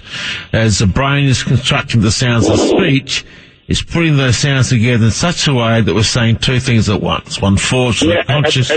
Pardon me for interrupting, but at first I thought it was some sort of phonetic playback, but it's not. Oh, no, it's not. It's supernatural. It's literally supernatural. Oh, well, I think it is. Yeah. I mean, I believe it to be the voice of the spirit. It's a spiritual self speaking. It's an amazing discovery. It comes from dream time, I think. This is where you see. I believe, Phil, that it comes from dream time. I believe that this is why when we sleep, we have these things. We have dreams, and what they are is there are thoughts and our unconscious mind basically playing out all kinds of things in our mind. So these things are constantly running 24/7. And when we speak, they're running as well. And sometimes what is made in dream time and what is made in the unconscious mind comes up. So you could say it's the voice of the soul or the voice of the spirit. Yeah. I mean, I think that there's been studies done on the value of dreams and how we receive messages from dreams. And it kind of harkens back in one way to when Jesus said, from the abundance of the heart, the mouth speaketh. That's right. Yes, I know. I know you're pressed for time, but I had one quick question. It also relates to something I heard said on a prior program, but this Barack Obama thing saying, thank you, Satan, that really gets to me. And I just have to say, on a prior show, somebody said that Waleed Shoebat is an Arab Bible scholar, states that he, in his opinion, the Antichrist will be a Muslim, but then I heard you say that that's probably unlikely because the Muslims revere Jesus as a prophet. But here's the thing. Well, no, the reason why I don't say that I don't think that the Antichrist will be a Muslim, and this is why. Because in order for you to be truly an Antichrist, you have to deny the Spirit, and you have to also deny that Jesus Christ is Savior, even though you've had a perfect knowledge of Jesus. If you don't have a perfect knowledge of Jesus, you cannot therefore be an Antichrist. You can have evil in your heart, you can have anti-Christian values, but the truth is that you have to know Christ, you have to testify that He exists, you have to be in some way in a holy state, and then you deny Him, and when you deny Him, that makes you an Antichrist. You become apostate, and the Antichrist has to be apostate. Muslims aren't apostate. Yeah, I have a quick theory here. I was only going to say that the Muslims, I believe, do not acknowledge Jesus as the Christ, and technically that might make them look Antichrist. But what you're saying is another level. I think I see what you're getting at. And the thing is, I think the real Antichrist in this world started with the Nazi Party. And this is what we're going to be looking at. We're looking at, Hitler escaped to Antarctica and so on. So all these prophetic things going on. Well, Nazi philosophies, the way they were and the way they dipped into things like the occult and some of the occultic, alchemical, magical things that Hitler did in the background could qualify him as being someone who had the Spirit. After all, he was Catholic. He had the Catholic spirit, and he basically abused it, and he had all this power, and he took it, and he abused it, and he also conned a few people within the church to be more like him. But it would be someone who is regal. It would have to be somebody like the Pope, or it'd have to be somebody in government, or it's my contention that the Antichrist could very well be Prince William, and it's because of his heritage. Well, I think it's wide open. I'm still open-minded, and we're looking for whoever it's going to be. It's really amazing, and I'm definitely going to get this guy's book, man. I want to know more about this. By the way, what is the technology? What is the device he's using to play this back? I'd like to get the software or whatever. Well, I'm using software that we've designed ourselves. You can go to reversespeech.com. That's reversespeech.com. We've also just released an app for the iPhone, the latest updated version of the iPhone app. That's out this week. So if you've got an iPhone, you can download the app and use it that way. And so it's reversespeech.com? Reversespeech.com, yeah. And go to the product section. You'll see all my books there. And go and read. How long have you been researching this? 35 years, my friend. 35 years. Oh. Yeah. Wow, And 20 of those I've known David, so I lived 22 or 23. So he was one of the first guests I had on my show. Have you done any analysis of John Lennon and the reverse things on the Beatle record? Oh yeah, that triggered a lot of it right there. There's a whole history of rock and roll with David as well. So yeah, Wow. Phil, thank you so much for the questions. ReverseSpeech.com. That's ReverseSpeech.com if you want to know more from David John Oates. We still have to get to some of the reports about the shooting and the reversals there. 888-673-3700. We'll be back. FM News 101 KXL. More with Clyde Lewis and Ground Zero on FM News 101.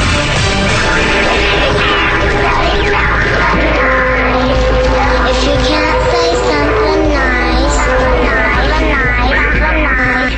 don't say nothing at all. And it's unhip or down of my fist. If you can't say something nice, don't say nothing at all. If you can't say something nice. Tell me, Mr. Moody, what are your feelings about the radio? I don't hold with it, Bub. It displeases you? I don't hold with furniture that talks. It's come to be widely believed that it's more than anything else, the particular power of abstract thinking made possible by language that enables us to conceptualize and cope with innumerable aspects of reality which are not present to us, and thus to relate ourselves to the world in the way we do. Touched off a national discussion about the power of words.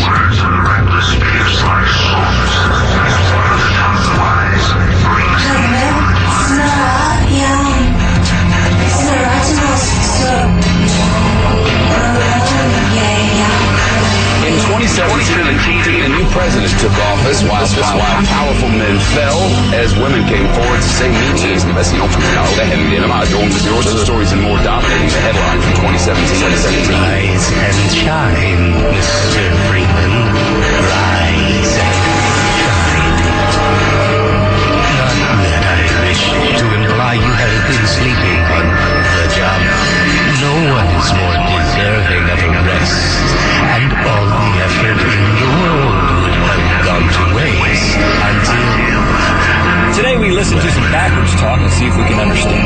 Have a common polyglot sound of messages are supposed to be heard when you reverse function. Don't get ahead of yourself. I'll be listening to it backwards, too. I'm Clyde Lewis. You are listening to Ground Zero. The numbers to call tonight, 888-673-3700. David John Oates with us tonight, Reverse Speech. Excited to have him on board tonight. Of course, man, we've explored a lot, and the reason why is because, well, reverse speech is just damn fascinating because of what it could mean and what it does mean and what we have seen. And if you expose yourself to it long enough, you begin to understand that there is something more than just playing things backwards. Right. I mean, what you say that every 15 seconds, speech patterns do form phonetic patterns of speech in reverse. About every 15 seconds. And the odds of that occurring by coincidence are just uncalculable. Right. And for them to have contextual relationship with the forward dialogue, which 80-90% of them do. Well, not only that, but the way the reverse speech also has a relationship with the environment, the zeitgeist, what's going on in the world. Concepts that, when they're talking forward, these things are on the minds of those who are speaking them, especially when you know anything about what's going on in the world. Like, for example, let's talk about for a moment the Russian meddling thing, because I know today they indicted 13 Russians that were probably never going to see the light of day, not even going to come here. But they were saying that there was some involvement with Russians, I guess, and they were trying to pit everybody against everybody to kind of create disillusionment and divisive ways of destroying our democracy. At least that's what was said by the Deputy Attorney General.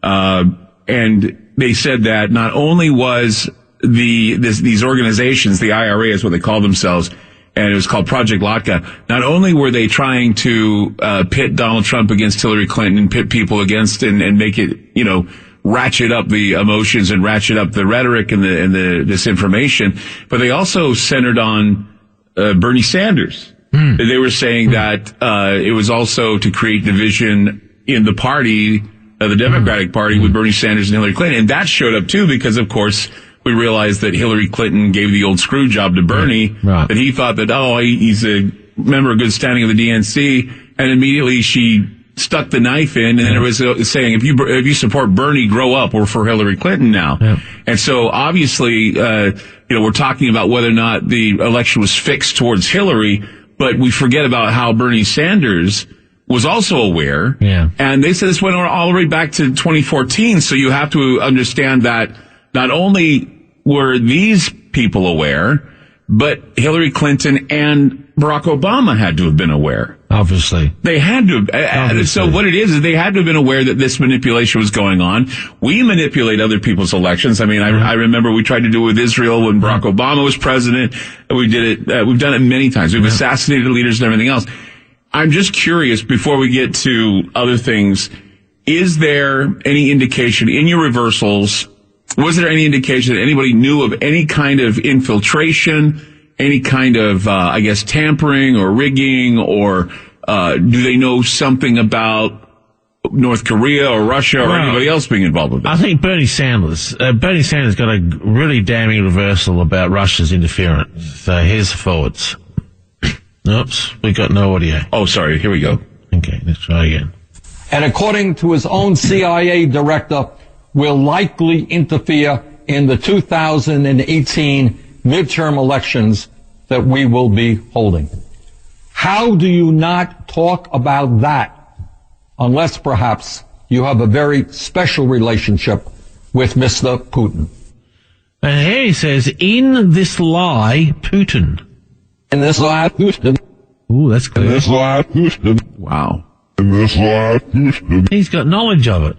So, and he's thinking about it. Yeah. And it's congruent. Yeah. He was saying that how can you not know that he's in cahoots with Putin? And then at the end he says, the lie at Putin. Yeah. He was thinking about that literally. Yep. Well, I mean, but see, that's the thing is that we constantly hear about the Donald Trump situation with this. You hear about the Hillary Clinton emails. We hear about all these things.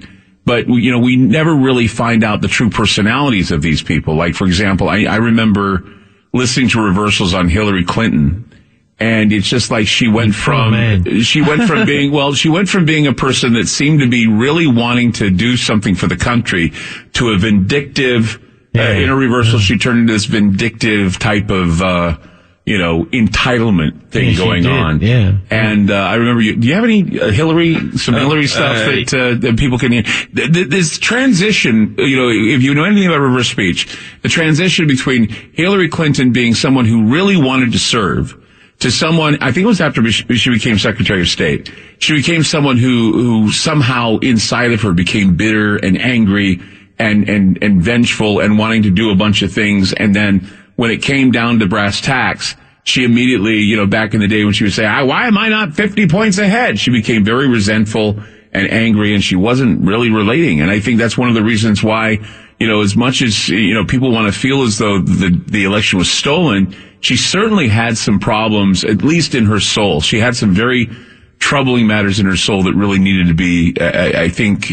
corrected, because it just seemed to me that, and we did both. We played Donald Trump. We played his bad sides and good sides. But it just seemed that Hillary, over time, when we were listening to her reversals, went from this person who really wanted to be president or really wanted to be a good leader to a person who wanted to do it out of spite, vengeance, or anger. Well, her reversals changed quite dramatically. I'm just trying to find. Here we go. Here's. Okay. Oh no, that's not it. My Hillary folder seems to. Yeah. Well, the computer's running really slow tonight, so I think I can understand how. I've got real. I was just thinking. I wanted to just kind of hear the personality change inside of Hillary as her reversals had gone from one direction to another direction, and this was something that was very alarming, and this is something I think that gave us cause to. I think you even said, the way things are going, the way we're hearing in Hillary's reversals, that Donald Trump would be president of the United States. And we figured it out with reverse speech. So, I mean, because of the problems. I'm very embarrassed, Clyde. I can't see my Hillary reversals. Oh, okay. The subject should normally be right here. Okay, here's one on Hillary. This is her unconscious telling her to be quiet. I have spent a very long time, my entire adult life, looking for ways to even the odds to help people have a chance to get ahead. And she says, oh, be quiet. Oh, be quiet. Oh, be quiet. And that's her spirit talking telling her to shut up and calm down. To just shut up. Because I've done this and I've done this and I've done this, and it's always I've done, and she's worried that no one even recognizes what she's contributed. Here she is again. And you know what? It also matters when he makes fun of people with disabilities. Calls women pigs. That's what she says, and I'll scam you. And I'll scam you. Ooh. And I'll scam you.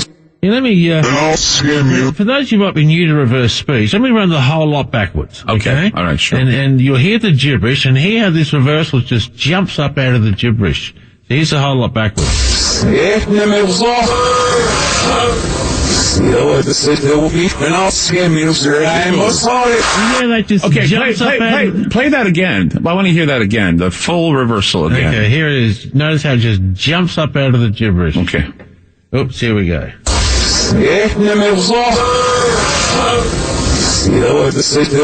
I'll scam you, sir. I'm sorry. And that's how they're occurring. You run. She said something about what will be, I will scam you. I heard what will be. Oh, really? Oh, listen. I'm trying to. Let's do it again. And I'll scam you, sir. I'm sorry. I'll state what will be, and I will scam you. I'll state what will be, and I will scam you. Then scam you. And that's exactly what she was doing, wasn't it? Yeah. Well, I mean, it's just this whole thing. It seems to be a scam. Yeah, her reversals were not the best, to say the least. No, they really deteriorated over time. And here she is again. Oh, here's a funny one. She's talking about her emails. We did not, in fact, my direction to conduct the thorough investigation was to err on the side of providing anything that could be possibly viewed as work-related. And here she says, they deal her Prozac. They deal her Prozac. They deal her Prozac. She was probably on the edge. They deal her Prozac. Please give me something. I'm on the edge, about ready to freak out. But see, that's the thing, is that I remember there was a time also, and this has nothing to do with really, and I don't even want to go into it really, but I remember back when religious figures, you were doing reversals on religious figures. And every religious figure we did something on, they have these humble religious figures that were saying things both backwards and forwards that were amazingly humble, amazingly reverent. And then all of a sudden we started getting this wave of preachers and church leaders and everybody saying some scary things like, the end is coming. Remember the one that we had about when, what was it? It was Pope John Paul II. Yes. And it was like a month before he died. And you know how he used to just go, you couldn't understand a thing he said. And I had a worker with me who had a reversal of him, and that gibberish, she played it backwards and going, and he said, the end is near. Yeah, I don't have that. I know that was a classic one, but I remember that he said, the end is near. And we went, wow. And then a month later, he died. Yeah. And so it was like, you start seeing these waves of crisis in faith. You see these waves of people who, once were all happy and were like, wanting, and then you start hearing the dismay, start hearing the inner dialogue change. And when the inner dialogue changes, you know that something's about to change. And it's really odd when you talk about somebody like maybe Nicholas Cruz, who if you did a reverse speech on him or what he had to say, I wonder if you'd find some very troubling things in his mind. Couldn't find any audio on him today. Was there any at all? I don't think. I mean, maybe when he was talking to the court, but then again, there was really not that much to. I looked on YouTube, couldn't find any audio. Well, what we do have though, and we're going to take a break. And what we do have is we have some final moments of the shooting as well, so we can also play some of those about because that's of course is another top of mind thing. And you're going to be here in Portland when? What are you going to do? Okay, I've got a lecture in Portland, 7:00 on Saturday night.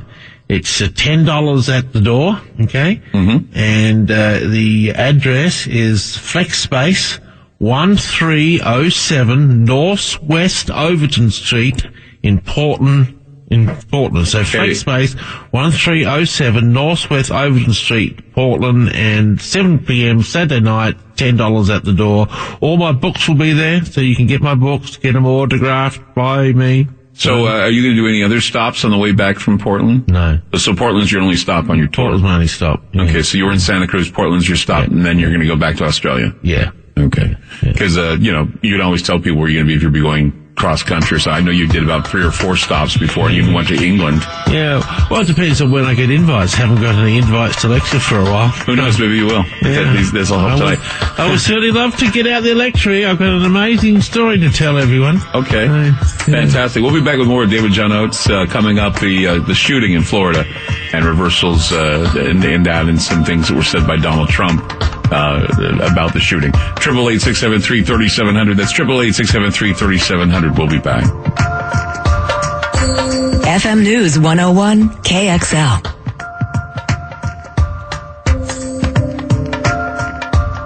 This is Ground Zero with Clyde Lewis on FM News 101.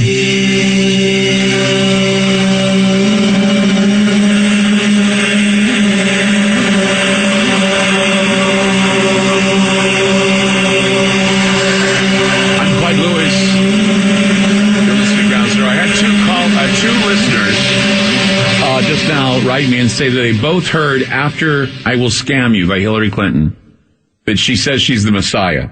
Okay. In the reversal. 2 guys already wrote me and said this. At the end she says I will scam you and that I am the Messiah. Can we quickly hear that? Yeah, not the first time I've heard that. Okay, go ahead. Way, so here we go. There will be and I'll scam you, sir. I am Messiah. There it is, right? I am the Messiah. Yeah, okay. It is. So I wanted to hurry, and I don't mean to brush that up. I just thought it was cool that 2 other people wrote me and said this. Let's go now to the shooting. Of course, 17 people killed. Nicholas Cruz, the suspect, confessed to all of the murders. Yep. What do you have as far as reversals? Okay, well, first of all, we got a live recording.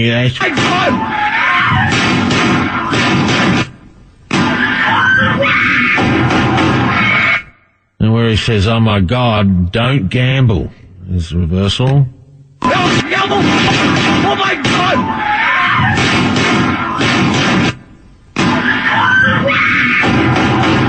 Don't gamble. Don't gamble! Nice and clear. Don't gamble! Wow. Don't gamble! All right, I got a few on Trump on his speech, but let's look at some. Okay, here's Trump on one of the speeches he gave. No parent should ever have to fear for their sons and daughters when they kiss them goodbye in the morning. And here he says, an omen. An omen. Ooh. An omen. Not good. It's not good. An omen. In other words, we've got more of these coming. We got more of these coming. Yeah, another one is going to come. We got more of these coming. Right. Yeah, there's no doubt about that. Okay. Yeah. And here he is from his speech that he gave on the whole thing. This is his address to the nation, which I did this afternoon. I found 4 reversals on it. And here's the first one. Oops, that one's already opened. Okay.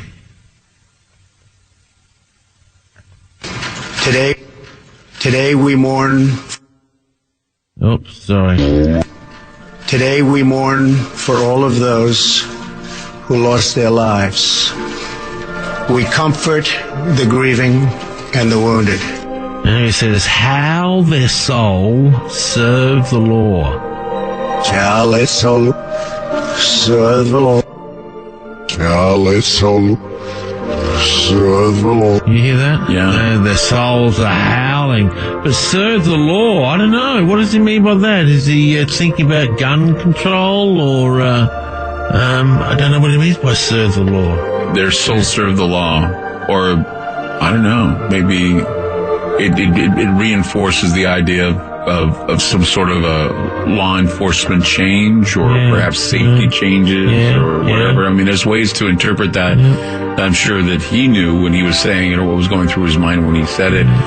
David John Oates will be with us for another hour, so stay tuned. We'll get to more of your phone calls coming. We're talking about the spiritual side of reverse speech coming up. Remember, he'll be in Portland, Oregon. Again, when are you going to be? Where are you going to be? It'll be 7 o'clock on Saturday night at the Flex Space Center, 1307 Northwest Overton Street, Oregon. 7 o'clock Saturday night, $10 at the door, and all my books will be available at the lecture. Also, reversespeech.com for those who want software and books are available at reversespeech.com. More from David John Oates in the next hour, and your phone calls. 888-673-3700. We'll be back. Ground Zero. So this is where the first guy got AIDS. Peter, this is the site of the 9/11 terrorist attacks. Oh, so Saddam Hussein did this? No. The Iraqi army? No. Some guys from Iraq? No. That one lady who visited Iraq that one time? No, Peter, Iraq had nothing to do with this. It was a bunch of Saudi Arabians, Lebanese, and Egyptians financed by a Saudi Arabian guy living in Afghanistan and sheltered by Pakistanis. So you're saying we need to invade Iran?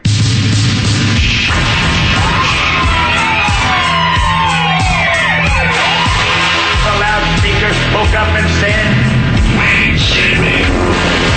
The loudspeaker spoke up and said, Wayne Shaming. The loudspeaker spoke up and said, Wayne Shaming. Hear that? Give up. Give up. Give up. Give up. Give up.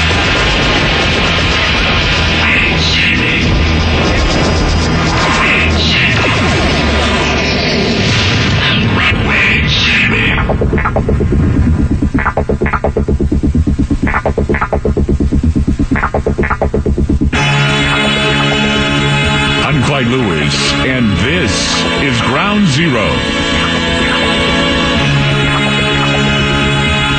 The numbers to call tonight, 888-673-3700. That's 888-673-3700. So, having David on the program tonight, and he is here with us, someone once suggested to me that when they listen to reverse speech, they think it's ghostly speech, and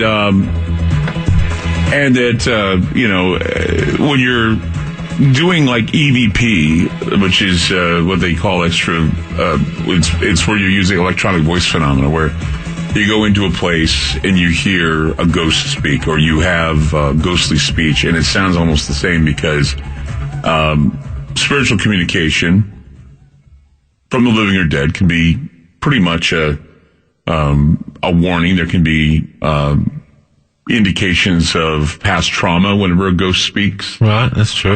There's and there are things that we hide in our own bodies that hides trauma or bad things that have happened to us.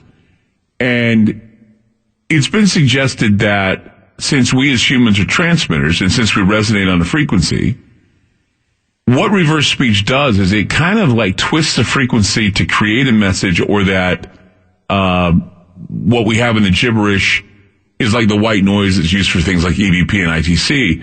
I know the white noise can be used for both hearing ghostly voices and for seeing ghostly images, but what we have, though, is we have the frequency that we're on that we use to communicate with, but in the unconscious mind, it's a whole different frequency together, which would indicate that it is from another realm deep within us. So the spirit world is within all of us, correct? Oh, absolutely, yeah. Yeah, well, I think reverse speech does come from that realm. Yeah, in all the years I've been doing it, I'm convinced. When I first went public with reverse speech, I was very left-brain in my approach. This is another form of language. We've got to accept another form of communication. And I kept spiritual stuff right out of my message. Because I was trying to get away from the whole satanic messages in rock and roll, But I just can't escape it. As the years have gone on, I just can't escape it. It's such a spiritual phenomenon. And that's the thing, too, is that I think I had somebody tell me one time, I don't like listening to reverse speech, and I asked them why, and they said because, it's obviously something out of Satan's, it's out of Satan's playbook. And I said, well, I don't think so. Well, what about, playing records backwards? And I had to explain to them that there are records that, like, for example, when the Beatles did what they did, they put reversals in that were backmasking, which is where they intentionally put them in. Well, that's different from reverse speech. So that's different. That, I think people have the confusion. They don't know the difference between when somebody intentionally puts something in reverse, that you, as a hidden message in a song or a hidden message in some speaking thing. But just the idea that it happens without any backmasking. It happens when the mind engages and speaks, and that every 15 seconds we all have reversals that indicate something going on in our unconscious mind. I think is a lot for people to, really hard for them to handle. They're thinking, well, if God wanted us to speak in reverse, we'd speak in reverse. Well, apparently God wants us to, because we have a tool in order to listen to the spiritual side of mankind and what's going on in their mind, what's going on with their health. I want to play you wonderful reversals. Shows us, they've got so many, but here's the spiritual reversal. This is a woman who's embarking on a round of session work. Now, I have a therapeutic practice. I take clients through their reversals and hypnosis, behavioral change. And so she's starting on this round of session work. Embarking on a round, is that right? Yes? Is that okay? Yeah, okay. All right. So basically, I just wanted to put down what has happened since I think it was probably 2 years ago, is it? That I did the last round. Be about that. Yeah, about 2 years ago. And so when she talks about doing the last round, she says backwards, my soul developed. So by doing the round of session work, she is developing her soul. Okay, it's interesting. Yeah, and here is another reversal. You know how the role of passing it on to your kids from what you've learned, and you bring them up the best you can, but you've passed traits on to them, and that's what it was. But right, well, that's traditional. Sorry, go ahead. I was just going to say, you can't always blame. And here she says, our soul looks down in heaven. After all, what looks down in heaven. Nice and clear. After all, what looks down in heaven. After all, what looks down in heaven. So you find these spiritual reversals happening when people want to talk really deep philosophical. Oh no, they're happening spontaneously. So people are constantly having sparks going through their unconscious mind. There is barely a tape I do, or recording I analyze, tape I do, that's old school. There's barely a recording I analyze where I don't find at least one reference to the soul, and often more than one, 2 or 3 references at least. So. And how deep does it go? How deep does this go about soul and about God and about all of that? Oh, it goes very deep. Yeah. God is referenced in reverse speech many, many times, along with Yahweh and Elohim, Yeshua. They're all common metaphors in reverse speech. Reverse speech talks about our relationship with God, about our walk with God, about the state of our soul, whether we are saved or damned. You can find all of that in reverse speech. Isn't saved or damned a matter of thought? In other words, people tend to go through I'm saved because I have found Jesus Christ, or I'm saved because of this or that. Fair enough. But is it something more than that? People, say they're saved, but inside of them, they're probably less saved than they think. Oh yeah, they probably are. The soul is there, but it needs nurturing. The soul is there, but it needs love. It needs its own self-love. And I just don't know if when people say they're saved, they honestly, there's some people that really do practice what they preach. I'm not saying that was probably a poor choice of words on my part. No, I'm not. I think it's very important that you bring this up because, the metaphors are there of God, Yeshua, Elohim, all the other metaphors. Have you ever found any that are like some ancient gods, like Egyptian or Allah or anything else? Yeah, Isis, Krishna, Odin. Here's a really strange reversal. You're going to find this really strange. This is on Nelson Mandela, and devout Christian, as you know. And here we have a very unusual reversal. There is why men like Archbishop Tutu, Dr. Alan Bussard, Reverend Francis and others are men of such a high profile. The reason why they're held by all of us in high esteem. Okay, now here's a devout Christian, and backwards he says, I love the Lord Krishna forever. Well, the You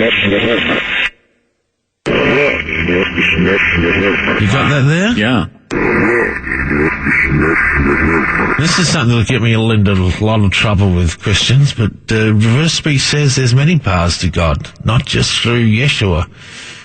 Well, I'm sure there are many paths of God that are the same God but a different name. Different names. I agree with that. I've always thought of that. I always thought that what if, we all give different names to different gods. Yeah. And that Jesus Christ has been a constant and we just have named him different names over time. Yeah, I and agree with basically that. you look at Yeshua and Jehovah and you look at all these gods and they're basically Jesus. That's and what Jesus formed in the man form in order to show that he could be forming in the man form, that he was God and man and everything else, and that we too somehow inside of us all have those little seedlings and saplings of godhood in a way that we are, we are God's finest. Oh yeah. And if we believe we are God's finest, we become God's finest in a way. I totally agree with that.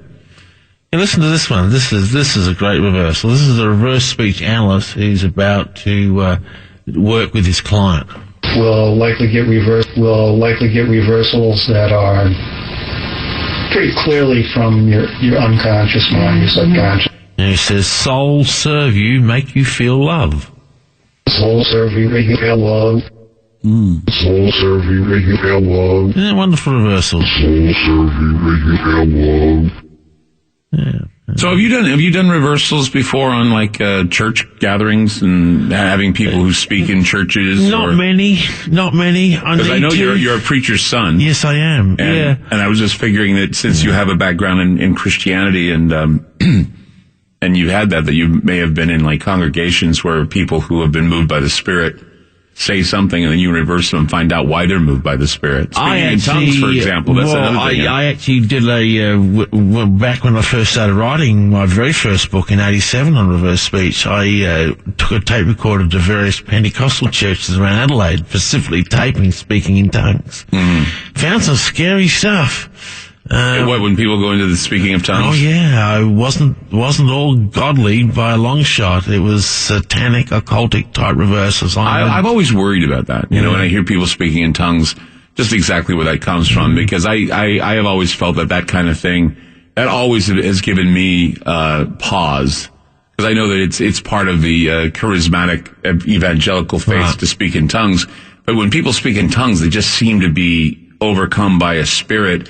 I mean, why would a spirit that is that coming from a place of organization would create something that sounds so chaotic? Yeah, I agree. Yeah, and that's the thing. I mean, and that's even in reverse speech. Okay, in the chaos and the gibberish, we find order within the chaos. Yeah, we do. And I just sit there and I think to myself that obviously God is some sort of a being of order. So within the gibberish, if we want to find anything spiritual within the gibberish, if there's some order there that we kind of piece together in our brains, whether it's audio pareidolia or something else, is beyond the realm of discussion. We have to kind of we weigh all of it together, and and that's what we get from it. So it's kind of an interesting way of looking at it. Here's a reversal where a man's spirit is talking to him directly, and he's a reverse speech analyst, and he's worried about his finances.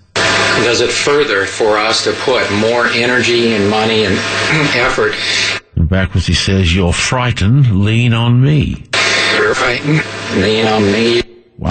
You're frightened, lean on me. That's the spirit saying. See, that's the thing, isn't it funny how these spiritual ones that are directly spirit, they're very clear. They are very clear. They're a lot clearer than the ones that we, grab and you have the A, B, and C ratings of them all, and you listen to them and you go, yeah, okay, that sounds interesting. But these are really clear when they're on spiritual matters. Here's one will tug on your heart. You talked earlier about the death of my son, and I went through a very rough time back in those years, and I was in a great deal of depression and emotional pain. And here I am talking to my students about my depression, wondering why I'm depressed. And in this fourth section, I say, well, I'm very sensitive to energy. Could be. Yeah, could be. Well, see, I'm very sensitive to energy. I'm ultra sensitive. Okay, listen to the emotion in this voice. It says, "My soul, give the pain." My Oh, it's only with pain.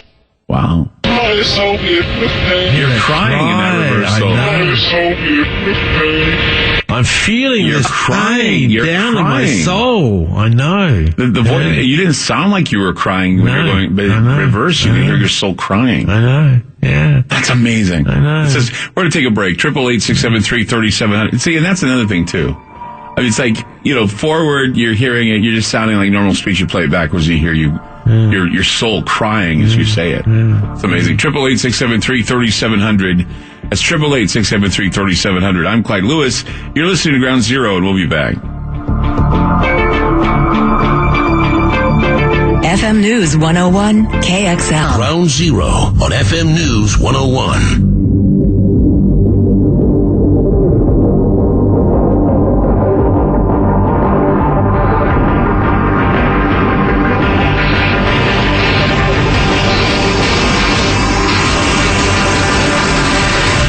Beleaguer a point at all, but I just wanted to say, David, when the president was speaking about the shooting and he was talking, I couldn't help but think that a lot of what was coming out of him and his reversals were spiritual, and that he was giving us, like, for example, the omen, this warning that he's sensing that maybe there's a darkness coming of some kind, and so it's his spirit speaking out to the people in reverse that something is about to happen.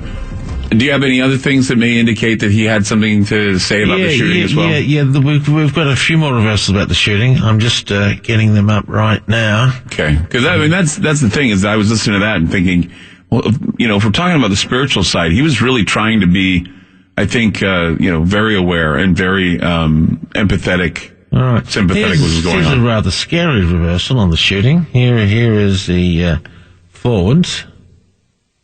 To law enforcement, first responders, and teachers who responded so bravely in the face of danger, we thank you for your courage.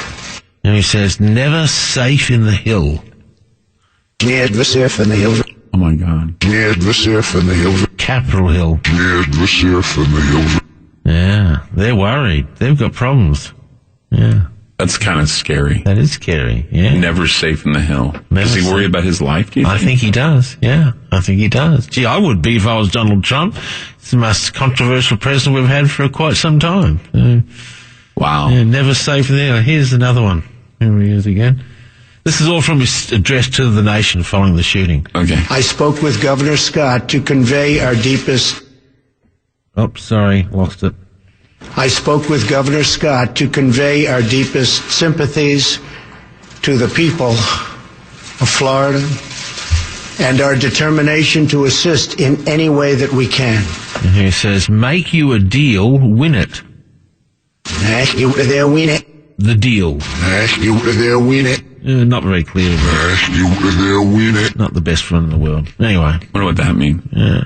Oh, he's making some sort of deal to miss, I don't know. I just think that one says it about the hill. It's most certainly one that is very, very creepy. Yeah, let's play the one again. Okay. Never safe in the hill. Here's the forwards. To law enforcement, first responders, and teachers who responded so bravely in the face of danger, we thank you for your courage. And never safe in the hill. Never safe in the hill. Yeah. Never safe in the hill. You know what this reminds me of? What's that? Back in this is such an old reversal, and you don't have it. I know you don't, but I remember there was, I guess, a terrorist attack that was being planned, and I think it was Bill Clinton that said something. He says, first the Hajj and then the hill. Oh, nuclear Hajj and then the hill. Yeah, nuclear Hajj and then the hill. Yeah. And then the idea that what was the Hajj? It was the Mecca thing, and it just always struck me as that because in that area, there was always the rumors that we were using depleted uranium and all this other stuff, and that he was talking about the nuclear Hajj and then the hill, and I was just wondering, first the Hajj nuclear and then the hill eventually. I just I shudder to think that the presidents constantly worry either about some nuclear attack on Washington D.C. or even their own lives being taken because of the situation with the country. Yeah. And I think we're at a tense time right now. I mean, right after the school shooting and we have the FBI dropping the ball, I'm just worried that there's somebody out there that's going to want to challenge that And when they challenge it, we're going to have another loss of life because copycats happen all the time. And whenever we get publicity of these shooters, this is what we have. And not only that, but the fact that, they immediately switch gears to keep, I guess, the FBI from looking foolish for neglecting the calls for help. Right. And that now, we're all focusing on the 13 and the indictment and the Russian meddling or whatever. We just seem to be push and pulled. It's not good for the soul. 888-673-3700. David Oates is with us. David John Oates. We'll be back with more. Don't go away.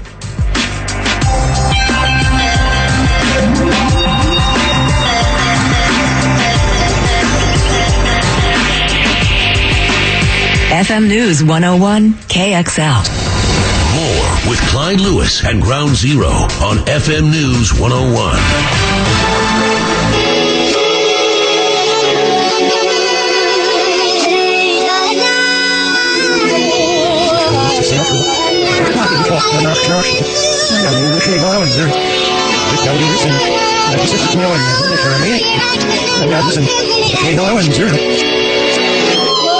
The grand jury in the District of Columbia today returned an indictment presented by the Special Counsel's Office.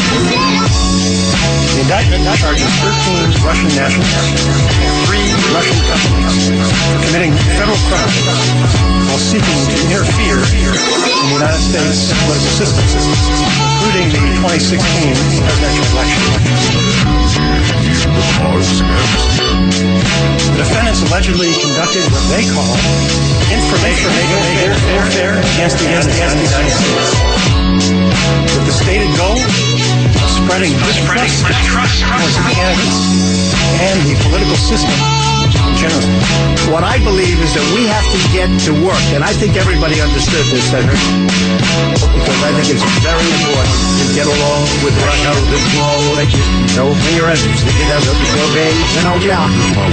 New court documents reveal that 19-year-old Nicholas Cruz confessed to police that he was the gunman who shot up Marjorie Stoneman Douglas High School here, killing 17 people. And now questions are swirling about whether warning signs were missed. Every reasonable American, Republican or Democrat, knows that something has to be done. Something. And we're not doing anything.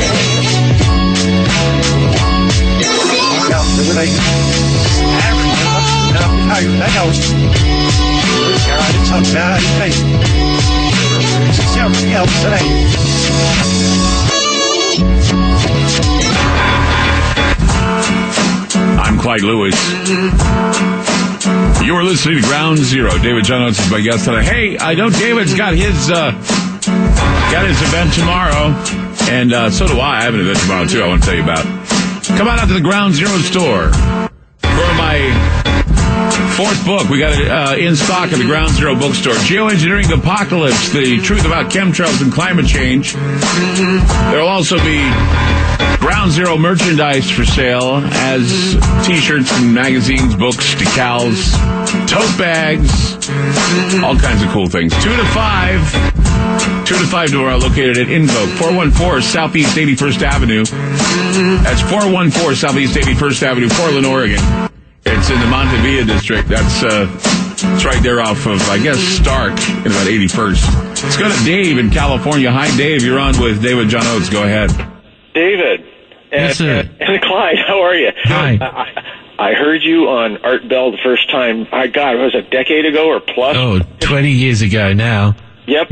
And then you weren't on for a long time, and I was looking forward to hearing from you. Right. I am 56. Uh-huh. And I was like 2 1/4 years old at the most. And I don't think I was really conscious. Being aware of my surroundings or remembering that age at all.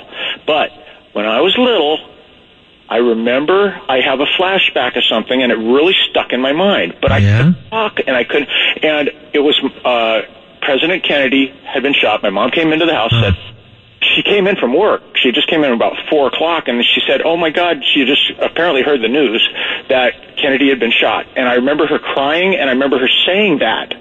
Or somebody said that in the house loud, and I heard it, and it was a big traumatic thing. I only remember it now that I understand what I heard, but I could not have understood it when I was I call it unconscious because I didn't have a memory. Right. And the backwards thing, I completely understand that, and I really do believe there's something to it. Well, I'll tell you this. I just want to tell you some of his best reversals over the Kennedy assassination. They go down to some of my favorite ones, and I don't know if you have any handy. Yeah, sure. David, I've got a whole file. Yeah, listen to some of the. You had some new ones last time. Oh, that really floored me. I want to hear those again. Well, I've actually did a whole bunch of research into the JFK assassination. I was absolutely fascinated by it, and can I ask? I want to ask what it is.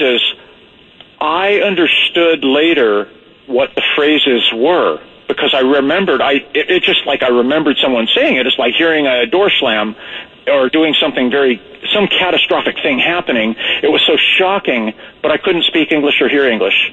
I mean, I could hear English, but I couldn't understand. I couldn't speak. I couldn't talk. I don't think I was talking at that age. And I couldn't remember that. But it sunk into my brain, but my brain remembered the words, even though I couldn't speak. That's amazing. Yeah, it makes sense. So anyway, it's all about speech, and that's why I'll let you go with that. But I thought that was really interesting, and go ahead. Well, no, we were gonna play you some reversals from the Kennedy assassination, some very interesting ones. So, what do you got, Dave? Well, here's probably one of the best ones. This is Lee Harvey Oswald in New Orleans 2 months prior to the assassination. The fact that I did live for a time in the Soviet Union gives me excellent qualifications to repudiate charges that Cuba and the Fair Play for Cuba Committee is communist controlled. And here he says, hear them, the wish to kill president. Wow. Clear as day. That is clear as day. So here he is, 2 months prior to the JFK assassination. He's listening to other people, hear them, the wish, there is a wish to kill the president. So he knew, but was it Oswald alone? Well, I mean... There was a plan to kill the president. Yeah, he knew of a plan to kill the president. But was he the only one, is it? That's the question. Here is, listen to this one. This is after he was arrested. I didn't shoot anybody, sir. I haven't been told what I'm here for. You have a lawyer? No, sir, I don't. And here he says, all 3 men are walking. All 3 men are walking. All 3 men are walking. A hobo? You're kidding me. It has to be. The hobos. He's talking about the hobos. I know. Who the hell on earth? Oh, my God. Who on earth were they? Well, and we had a guy on the show that actually said that there were like 3 or 4 squads, and the successful one was the one from the bridge near the grassy knoll area. So there you go. That wouldn't surprise me at all. Yeah. Here's James Files, who claimed that he was the actual shooter. And here he is, he's talking about the actual shot where he took out, where he claims that he actually shot JFK. So here he is. Did you ever notice if any of those rounds hit that sign? No. I don't know if anybody else's did or not. As far as I know, their round never hit it. I know my round didn't hit it. Like I say, I fired 1 shot. I was on target. There's a guy who claims he shot JFK in the head. And backwards he says, hit him with my round. It ended my round. Wow. It ended my round. He's telling a true story. It ended my round. So he was one of them that shot him. He was one of the... I got word that 3. There were 3 that shot him. And it was all like an execution. Some of them didn't have bullets and had blanks, so nobody really knows who really shot. They just think that their bullet hit.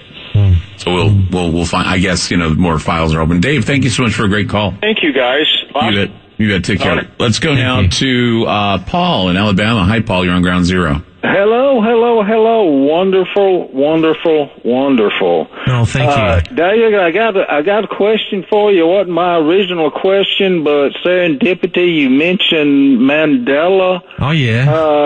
For those people who believe in the Mandela effect and given the soul nature of this phenomena, phrases in the Bible, like in Isaiah Many people remember the lion laid down with the lamb. Oh, yeah. Evidently, it's always been the wolf. Have you ever reversed any of those? No, I haven't. No, I've done no work on the Bible at all. It will be fascinating, though. See, reversals basically are inside the mind, and so if you reverse those things were written, it would have to be a reversal that would come out of the unconscious mind of the person reading it. Yeah, it wouldn't. So it wouldn't really have any effect on whether or not he was reading if the lion was lying with the lion or the wolf was lying with the lion.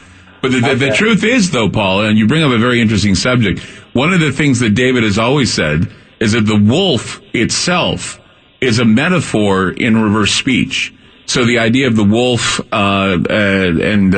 did say that there was like Yahweh, Jesus, but of course the wolf always says it's kind of like a healing force. That the wolf is a healing force, the nurturing healing force, something that represents, I guess, nurturing. Is that true, David? Yeah, I did read your metaphor book, so I know. Here, listen to this one.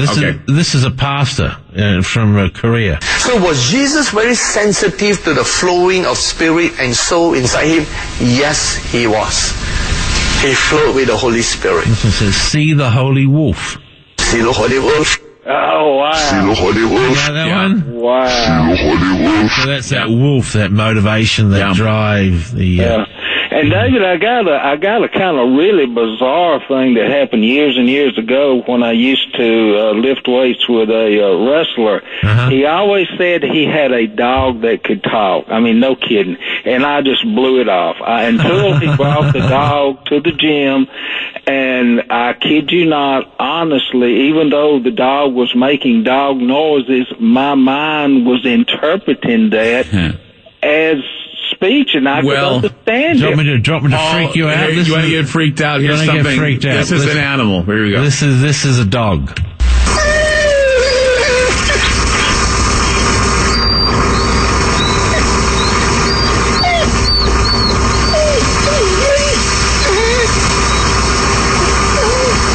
Backwards it says, hear me. Oh my God. How's that for the official freak out of the day? I wondered if you had done any. Yeah, I have. Is it possible that your brain can do this on the fly? Oh, and yeah. Is that maybe why we get these kind of really creepy vibes when people start Oh, yeah, saying, absolutely. Oh, yeah, there's energy and power behind reversals. We're hearing them, not just hearing them, we're feeling them energetically. And so, yeah, a lot of those vibes and feelings that we have are coming from the reversals. Yeah. Wow. Thank y'all so much. You bet. Thank you for listening to the program. Appreciate it, Paul. Thank you so much. Take care. You bet. 888-673-3700. That's 888-673-3700. David, you're going to be having your event too tomorrow. What's your event? Yes, that's a Saturday night, February the 17th, 7 p.m. at Flex Space, 1307 Northwest Overton Street, Portland, Oregon. $10 at the door, starting at 7 o'clock. I'm going to be giving a whole new lecture. I'll be really emphasizing the whole spiritual side of reverse speech, and that'll be the topic of my lecture on Saturday night. All right. Reverse speech in the spirit. More from David John Oates tonight and your phone calls. 888-673-3700. That's 888-673-3700. We'll be back. FM News 101 KXL. More with Clyde Lewis and Ground Zero on FM News 101.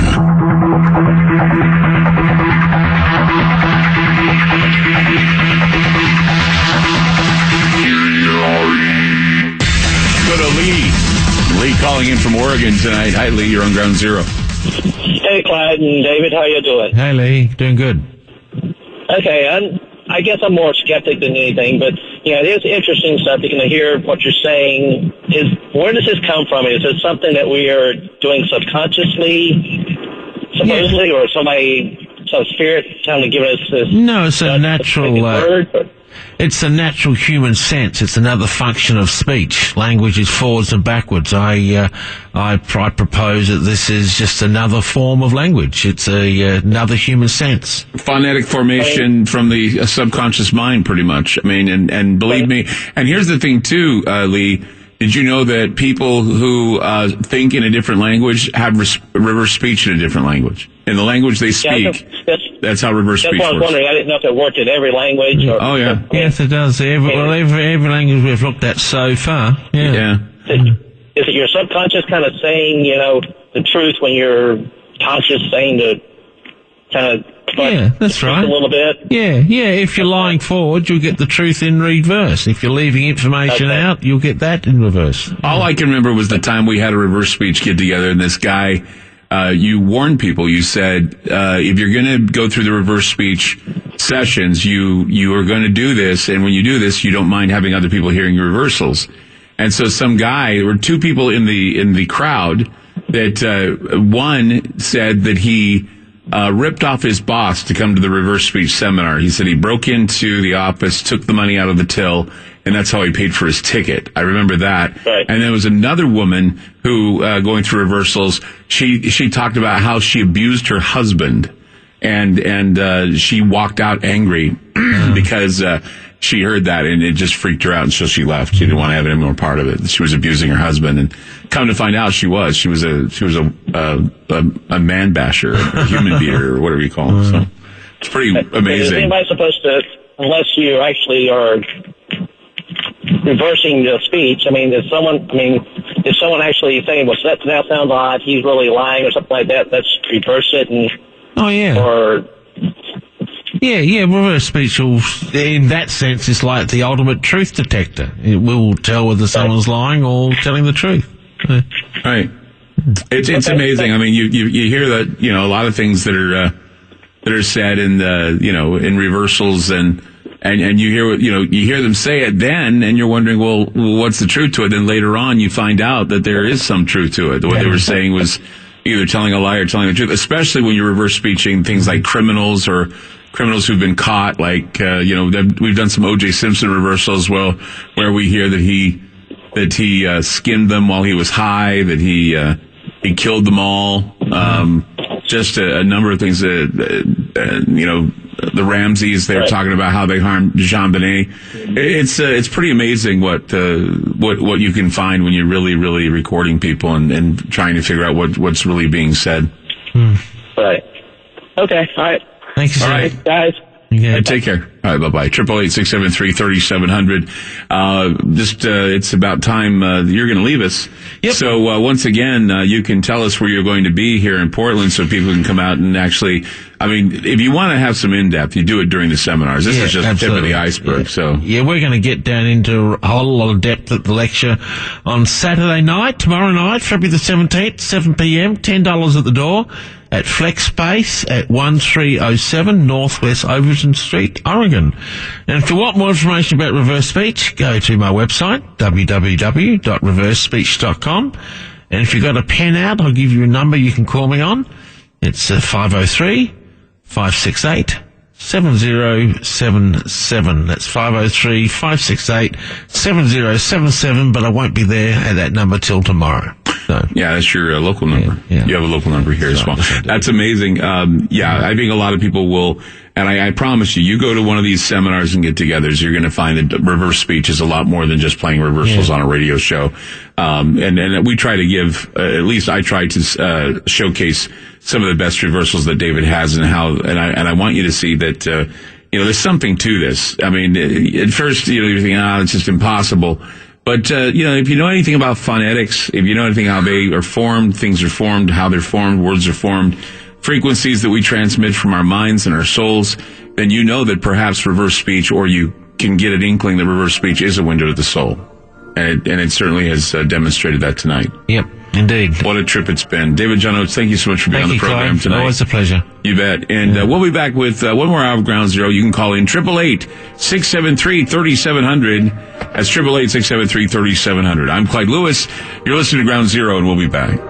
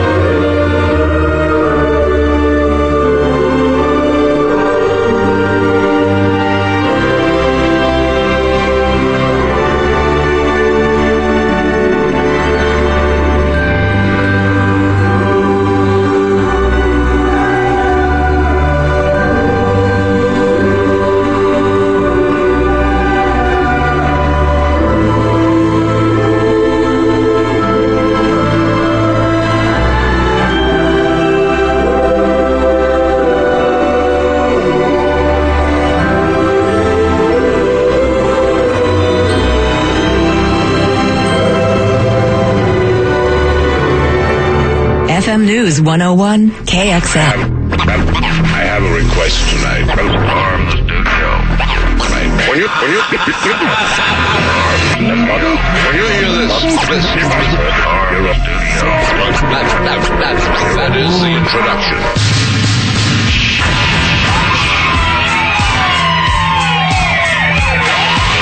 The loudspeaker spoke up and said, "Wait, Jimmy." The loudspeaker spoke up and said, "Wait, Jimmy." The loudspeaker spoke up and said, "Did you hear that? Give up. Give up. Give up. Give up. Give up." Wait, Jimmy. Wait, Jimmy. Wait, Jimmy.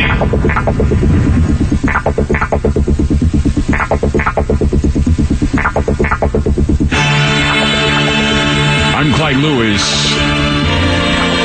This is Ground Zero. The numbers to call tonight, 888-673-3700. That's 888-673-3700. We had a lot to talk about and think about tonight, and it certainly kind of gets the imagination's juices to flow. I would say, though, that it seems as it seems that we need to really, really try to understand what's been going on with our world. I think that, as I have said before, the problem that I think we've been having here in this country is that we have not taken the time to answer to what our core intelligence should be aware of. We do not speculate about that. We just let things come to us. And I think that, you know, what is happening today was a big day for news. I think a very big day for news. The idea that the FBI dropped the ball when it comes to Nicholas Cruz, and that he had posted on Instagram and YouTube about his intentions to be a school shooter. We talked about last night. I said, you know, they called the police about Instagram. They called the police about him, showing his guns off, and they ignored it. Today, the mainstream media literally confirmed everything that I said last night. And I was surprised, because usually, they wouldn't be that critical of the FBI. And they were critical of the FBI up until the point that they announced of the 13 indictments of the Russians. And this is where it clouded it all. The 13 indictments clouded the ball dropping. It clouded the just like everything else. There's some sort of distraction that comes along. And I wanted to focus a bit because, it worries me that man hours were spent not protecting people at that high school. Man hours were spent in revealing what are called trolls or what are called bots. Now, they believe that these Russians, these names they got, I think that they firmly believe that these are real people. But I'm telling you, they're not going to bring anybody forward. If they do, I'll be very surprised, because there's really nothing that says extradition. There's nothing that says that Russia has to allow us to extradite these guys to basically pay the price for their crimes. And you heard that they used identity theft to steal the identities of people, and they posed as real Americans when in reality they weren't real Americans. So we're getting a lot of confused messages. I know that people demand an investigation into collusion. They've demanded this. They've demanded an investigation into treason only because the seed was planted by the media willing to poison everything over an election result. And it's troubling to realize that after that school shooting where the FBI dropped the ball, they immediately become praised by a well-timed announcement about indictments in the Russian meddling case. And we should not let this cloud what is happening with our intelligence agencies. I mean, look, I don't know what you think meddling means. I don't know if you think they cooked the books for the election. No, all they did was they took organized information and they used it as counter-propaganda to divide and to change the way our nation has its views politically. And the media there should be an effort by the media to remind the American people that during an investigation of anything like this, it would be to our advantage that we realize that we have all been baited and switched and changed, and that the toxic political arguments can happen. The media has a responsibility now to try and keep this even. Okay, a little bit of this, a little bit of that, a little bit of both. Somebody's wrong, somebody's right, and all being duped and divided, even the media itself. It's the rapid information operations in this country. Remember, yesterday I said I'm not going to jump on something immediately until I can figure out exactly what is going on. I can get a hold of my sources and get you a true or a good account of what it says that I did. I told you it was the FBI dropping the ball, law enforcement dropping the ball on this whole thing, and lo and behold, the media talks about it the next day the same as I do. I don't know if they went to as many detail as I do of the time that this has happened, but I did it. Because I don't believe always in rapid information operations. That's not what I do here. I try to be top of mind. If I have the information immediately, you bet I'll get it to you. But see, information in this country, it's absorbed, but it's never analyzed. Not critically, anyway. We have other people do the critical analysis for us, and they do it with a bias. That's why when you're on CNN, and that's why you're on, Fox or MSNBC, there's always this panel. There's a host, there's a news person, and then there's a panel like 2 or 3 people. And there are always these, names that nobody's heard of that we're supposed to understand who they are. And they're just people that, they just picked up off of some catalog somewhere. Say, well, that sounds good. He'll come on. And then I don't understand who these people are. Just like when, and those of you that are really into the conspiracy theory stuff, I always end up getting information from these people who have videos or YouTube channels or something, and I'm supposed to believe these guys. And it's almost as if this person has had so many hits on his site, so many hits, and so many people say, you should listen to this guy. And I'm thinking, I don't even know who this guy is. I've never even heard of him. So who is he? Is he somebody that's paid to come on and say these things? But people will believe it because of the rapid information operation we have here in this country. No critical thinking, no analytics. A lot of people don't understand analytical skills. They don't. And there needs to be an education curriculum for kids and for young people. They need to provide these young people and provide people with education to develop these skills in critical thinking and critical reading and critical analyzing of the digital age. Because the digital age will easily find its way into fooling a lot of people. If anything the organized Russian attacks on this country have shown is that America's weakness is in the knowledge of civics, political discourse, and having to read something or analyze something critically. And they won't. They're just headline readers. We have a trust gap because of what is perceived as lies by the media. And so it's easy for an operation like the Russians have delivered or concocted, it's easy for them to expose what Americans will always be. And what they'll always do, they'll always buckle when it gets down to a strategy of tension. When the propaganda literally speaks to their bias. And I've warned people of this. We wouldn't have these problems if we would just let our biases go for a while. We grab onto our biases now as if they're a crutch, that we can't walk on our own and we can't find, little holes that we can avoid or whatever. We just decide, well, I'm standing in this hole and I'm not going to get up and leave it until somebody teaches me how to get out of the hole. All you got to do is just put one foot in front of the other. Really? That's all I needed to do? Yeah. Well, that's not how it works anymore in America.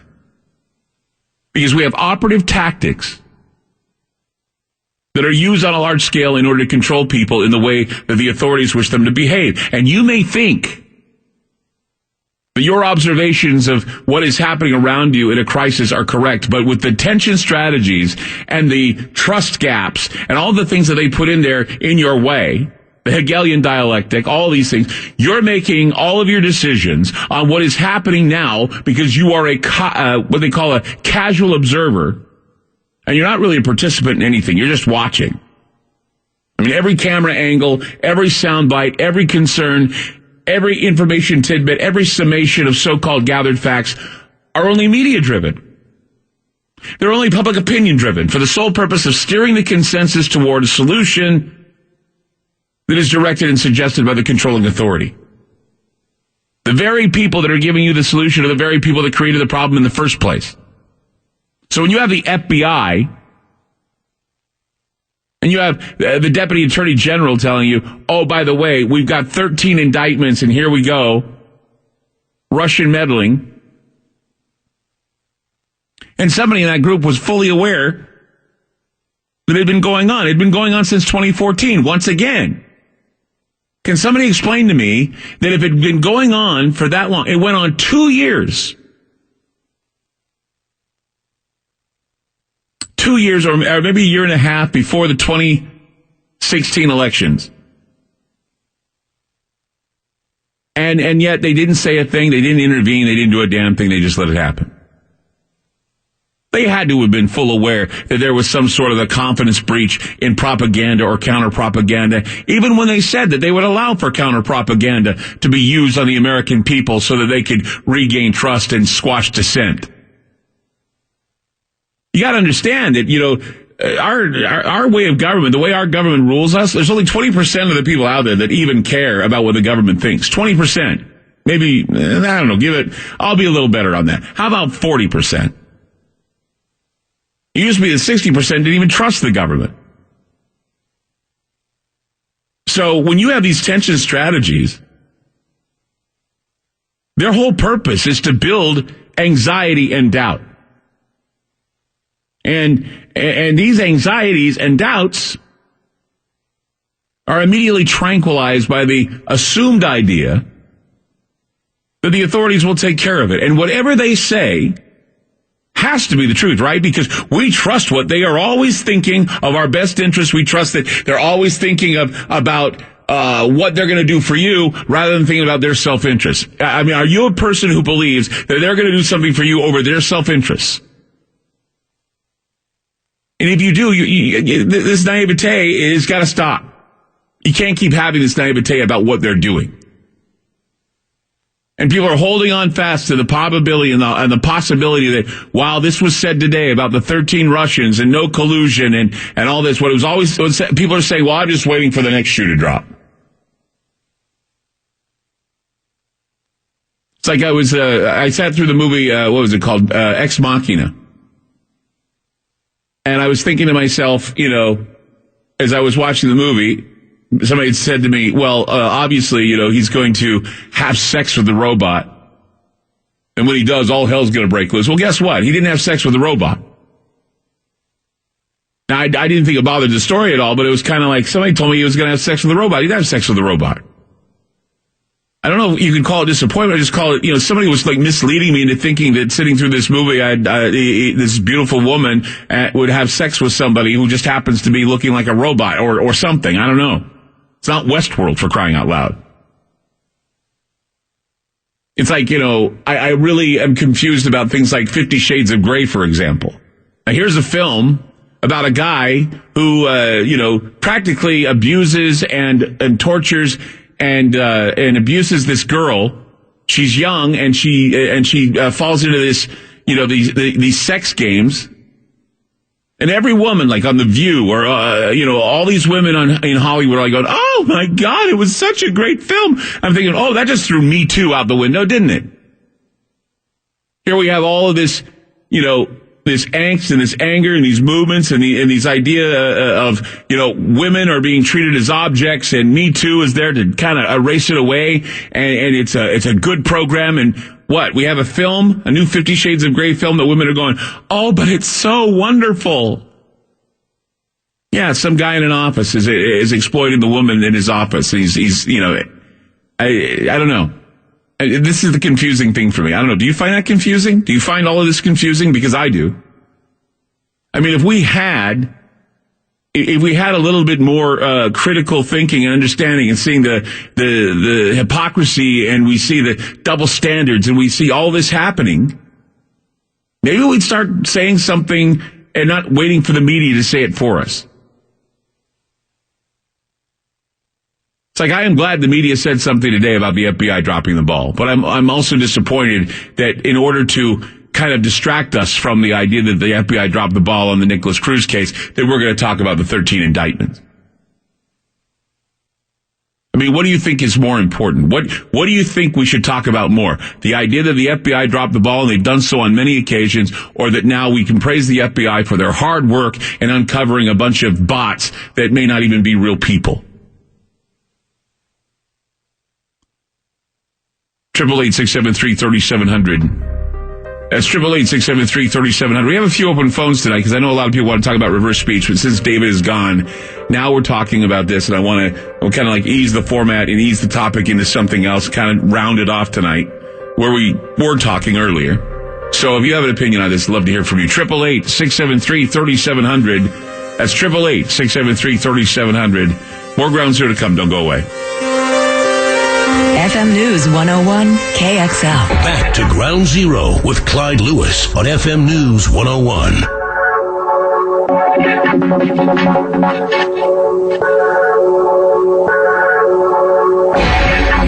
Let's go to Bob in Montana. Hi, Bob. You're on Ground Zero.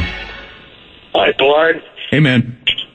Hey, I was just going to say that I'm sorry David is off the air now. Because I really, if you can get a hold of him and get him back on, have him do reverse speech on Mueller and what's his name, is number 2, Cody. Well, what he does is he gets reversals that work. He doesn't just sit down and specify on certain ones. He just finds ones and he does it. What's on your mind? Well, actually, I think it's kind of silly, but it's the truth, I think. If the FBI efforted half as much of their manpower and money to hunting Sasquatch as they have to trying to find collusion between the polar fairies and the bridge trolls, we would have a family of Bigfoots now living at the Washington, D.C. Zoo. These people can't do anything right. Well, here's another thing that I'm thinking about, and I don't know how you feel about this, but I am wondering, I'm wondering about the incompetence of the FBI, but I'm also worried about the fragility of mind in this country if we allow a few divisive ads, news stories, and commentaries threaten to plunge the entire country into confusion and anger over candidates. That's what I worry about. Yeah, the division business with the Soviets, it seems to have worked real well. Everybody's at everybody's throat. Well, and yeah, I mean, the whole idea that they were there to obfuscate and use disinformation, well, that's always been a tactic of government, our government as well, any government. So, yeah. And all we're dealing with here, and this is what I think a lot of people don't understand. When you hear the words Russian meddling, you think that they were actively trying to bring down Hillary Clinton. That's not what they were doing. They were actively trying to divide opinion on the internet, and it seems that they succeeded. And there are a number of others that have been doing this too, like George Soros and others. So just the idea that they're thinking that something is actively going in and saying, oh, we're going to give Donald Trump more votes, or we're actively going to make people want to vote. I mean, look, if we're that easily coerced and that easily coaxed, then like I said, we need to reevaluate how we analyze and how we are critically thinking, because I don't think it's happening. Yeah, it's just ridiculous, and it goes back so far. Do you remember Salvador Allende? Oh, of course I do. Yes. Yes, he was the legally elected communist president of Chile. Right, and then we went in and we replaced him with Augusto Pinochet. I know all about it. I've talked about Condor before, and that's another example of how this happens. And I think people need to go back in history and see just how we do try to change it. In fact, we want even to see Iran's leadership get assassinated. Bob, I'm out of time. They're telling me I'm out of time. I got to run. I'll talk to you soon. Thank you for calling in. My pleasure. Take care. Bye. 888-673-3700. That's 888-673-3700. We'll be back.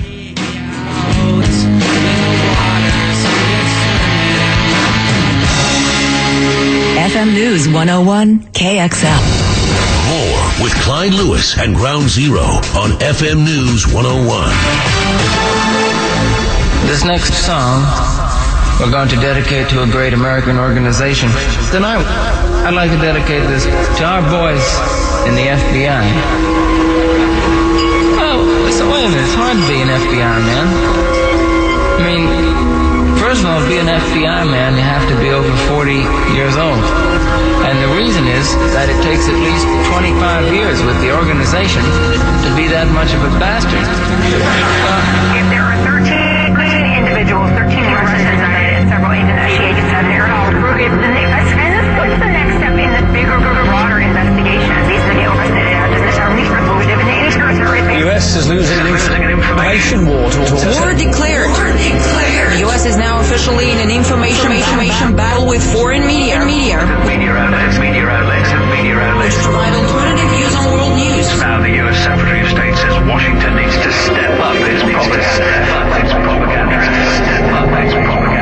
Views which often run in contrast to the coverage of events by the U.S. mainstream media. We are in an information war, and we are losing that war. I'll be very blunt in my assessment. It seems to be a very systematic approach from Russia, talking about establishing private servers, collecting intelligence here on U.S. soil. Pretty extraordinary, the lengths that we're gone to.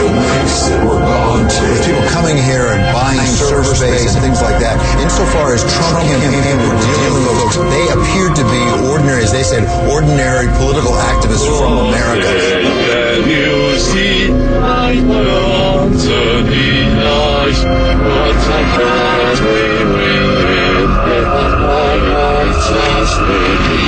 These leaders, by their actions, have caused the world to stand guard.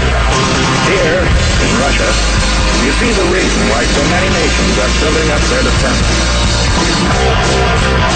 I'm Clyde Lewis. You are listening to Ground Zero. The numbers to call tonight, 888-673-3700. So, I know I have some final few minutes to express some things I want to express to you, and I want to really talk seriously about a few things right here. And if you call in at 888-673-3700, I'd like to have your thoughts on this. But I said earlier when I was talking to Bill, I said, you know what really is sad about everything that's happened today?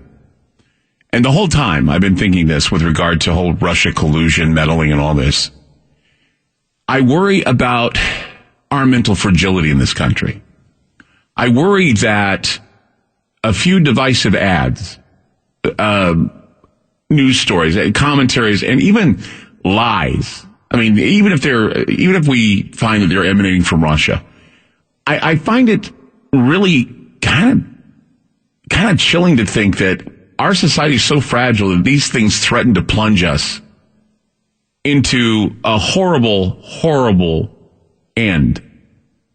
I mean, the establishment's narrative on Russian election meddling, the way they've been presenting it would have you believe that on its face value, that, they'd have you believe that this is the most horrible thing in the world, when in reality, this is so over the top and so ridiculous that I doubt that any of the fearmongers really believe the words they're throwing out there. And I look at people posting stuff on my Facebook page. This is the only thing they think about. I mean, look, everything that's happening with this whole Russia thing is working. It's like terrorism. 9/11 worked because it got our government to change how we act with freedom and rights and things. And so now, even if we're divided by what the Russians did, even if our fragile egos got stepped all over, the media, what they do is they attempt to provoke public hysteria. And this eventually generates financial gain for both the political and the geopolitical. And there's more than that even. Well, we the people are not deemed worthy of being shown the evidence that Russia, meaning Vladimir Putin, was behind this meddling you know, they kind of hit it. Well, this one guy was an associate of Vladimir Putin, so we know that it's just, you know, once again, they realized that their rhetoric or that their narrative was kind of weak, and people would say, well, wait a minute, how do you prove that they're all Russian if we're not going to see them and you're not going to make any arrests? So we have to say, well, they were friends of Vladimir Putin. I mean, see, that's the thing. I mean, if we grant this for the sake of argument, what does this mean, really? What does it amount to? Where's the existential threat to America that justifies the fevered rhetoric and bizarre policy proposals that are the staple of every newscast that basically kept the FBI from using their manpower to stop a killing in a school? Think about that.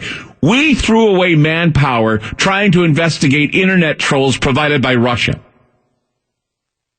And yet we're being told that this is the most horrible thing in the whole world. And people are holding out for obstruction of justice from Donald Trump. Now think about this. If this is the worst the Russians can do, I'm not going to lose any sleep over it. Because what they do and what they did was brought up, all they did is they just brought up a bunch of ads, raised some controlled opposition, and they gave this appearance of resistance.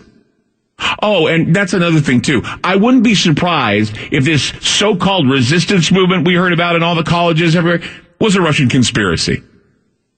And the neoliberals fell for it. All of these marches, all these gatherings, all these organizations that just popped up out of nowhere hating Trump, Russia. Had to have been. Why? Because they set up resistance against him, and they set up rallies for him. So one of those resistance had to have been tied to Russia or George Soros or somebody else, right? You gonna lose sleep over that? Hell no. But we're falling for this load of illusion. There'll be no arrests. Only, all we're going to have is we're going to have more speculation and more division now, because everybody will want to get it out of their system. Wait a minute, that doesn't gel with me. I want to see Donald Trump hang in The Hague. I can't handle it unless they tell me there's collusion. There was no collusion. All it was a bunch of guys in Russia faking some identities and faking some ISPs and putting up ads, creating division in the United States. That's what the meddling was. I mean, to hear the media speak, it's like somebody killed a kitten, and we're now going to have to continually hear about how they killed the kitten. I think it's time to stop now. We need to let go.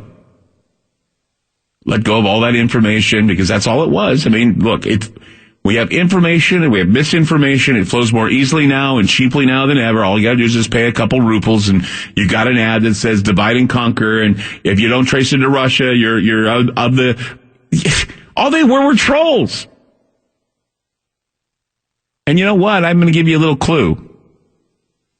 No matter how hard the FBI and the intelligence agencies are going to tell them they can control it, they really can't. I mean, let's not ignore the fact that the material in question has amounted to about, oh my God, in the ocean of information, these are just a few drops. And they believe that these little drops caused a whole bunch of commotion. And like I say, it's an over-the-top embellishment. It's an illusion. Early on, you know, if you're a real thinker and you think, when we're younger, we're told to use skepticism. Well, at least I was told to be a critical thinker. I mean, sure, I have an imagination. Sure, I speculate. Sure, I have all these crazy ideas that I sometimes talk to you about. But see, the claims we hear in television, I was always told that commercials were there to sell you something. And that is the role a commercial is. It is there to sell you something. And that's the thing, is that they distribute goods and services, and they don't care how they sell it to you, just as long as you pay the price, that you fall for it. And then, you know, I would hope, but not very many people do this anymore, I grew up saying and thinking to myself that you should treat the claims of politicians the same way you should always treat them, and that's with ridicule and skepticism, and be critical of what they do, regardless of what party you're a part of. But it doesn't happen now in America, because apparently the commercials and the same things that the Russians allegedly did are what are making you look like a total idiot. I mean, there's no substitute for this sort of skepticism. You need to have it. It's a sign of maturity. A government effort to protect us from misinformation in the name of preserving our democratic institutions is a contradiction and a lie. And if they decide to do it, which they want to push it, it's going to be a cure far worse than the disease. This is as old as politics, people. It's nothing new. Most campaigns today are more civil than in the past. But. We have candidates now with alleged extramarital affairs. We have illegitimate children. We have, all of these things that we just throw at them. We throw at candidates. We have sexual improprieties. We forget some. We look at others. We admire others. We got fringe websites that traffic in political stories that aren't true or may be true. And that's done from Americans. I mean, we had the National Enquirer. We still have the National Enquirer. Hell, the Weekly World News. Everything you read in the Weekly World News was BS. Everything was. But they didn't shut it down. You know why? Because Americans had the gift of discernment. And I'm sure there were many people out there that would believe what they'd read in the Weekly World News. They believe that Bad Boy existed and all that. No. Bad Boy did not exist. But if you call to shut down websites that are having their ability to basically use their freedom of speech, and you decide that you're going to say, well, obviously that's Russian. I mean, look, why should it make a difference where you're getting the information from? If a story is true, who cares if Russia is telling the story? Who cares who's telling it? See, this is something the media has created. This is something that we've all fallen for. If Russia says it, it's gotta be bad. It's exaggerated. It's false. The whole thing is fake. The whole thing's an illusion. I just think that, if you were to know, all it was just an internet campaign of counter-programming. That's all it was. That's what your meddling is. Your meddling was basically winning the hearts and minds of people using what Edward Bernays called propaganda. And we had counter-propaganda, and we use it too. So to be all self-righteous and think that what the Russians did was something, that Trump did this and that he was behind it all. 2014 it began, according to what I was reading today. So that would mean that both Hillary Clinton, Barack Obama, Bernie Sanders, all of these guys were well aware of what was going on. Hell, even Ted Cruz used neurolinguistic programming techniques and other techniques to basically mine people for their thoughts using Facebook. Was that wrong? Was that tinkering? Was that meddling? Why does anyone even nobody understands what's really going on here, I think. I think that's why it's so over the top. I mean, isn't it odd for proud Democrats to lack so much confidence in the people that they certainly have decided to be bitter and angry? Isn't it sad that we have one side that has decided that no matter what happens, no matter what is said, no matter what is done, Donald Trump will always be a demon in their eyes? And wasn't it sad that the same thing could be said for Barack Obama? I mean, speculation and propaganda and bias, that creates the hatred towards anyone. And yeah, you should be critical of your politicians. You should be critical and analytical of what they do. And there's nothing wrong with questioning what they do. And just because I say something bad about Donald Trump does not mean I'm a fan of Barack Obama or Hillary Clinton, because I have slammed both of them very well, thank you very much. If you go back to some of my old shows, you will see that I have been fair and I have been balanced, I've been analytical, and I'll be damned if I'm going to fall prey to this stupid illusion where people are so damn fragile they can't figure out that it was just a bunch of ads and campaigns to do nothing more than to divert and to call attention to something that was just as small as putting up a banner.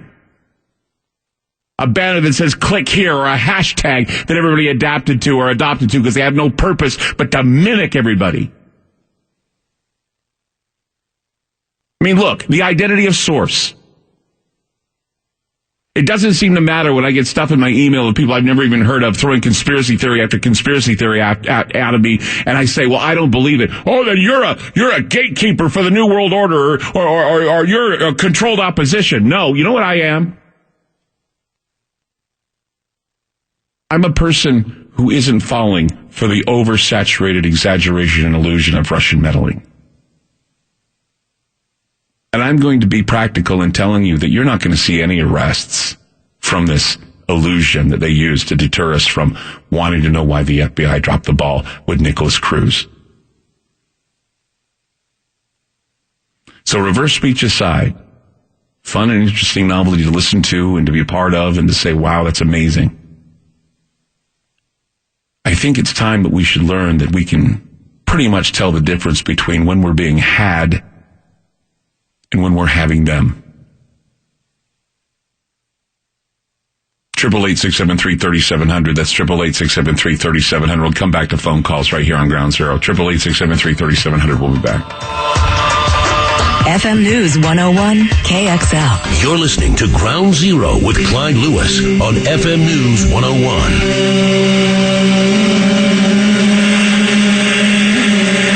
Let's go down to Mary in Missouri. Hi, Mary. You're on Ground Zero. Hello, Clyde. Gosh, I hear your frustration. I'm right there with you. You're absolutely right. I mean, when I saw what this was, what it was the equivalency of, I saw, I see. So a company out of Russia had to fake IDs and fake identities to post basically links to Twitter accounts that were divisive, saying, join us if you want to fight against Hillary, join us if you want to fight against Donald Trump. It was just that it's basically all they did is they did counter-programming and counter-propaganda. It's stupid that they're reacting the way they are. Well, they have this idea that the American people are a bunch of stupid idiots. Oh, that we're fragile too, that we can't think on our own. Maybe we can't. I don't know. Well, I think, I don't know. I haven't enjoyed a news program, truly, since Tim Russert passed away.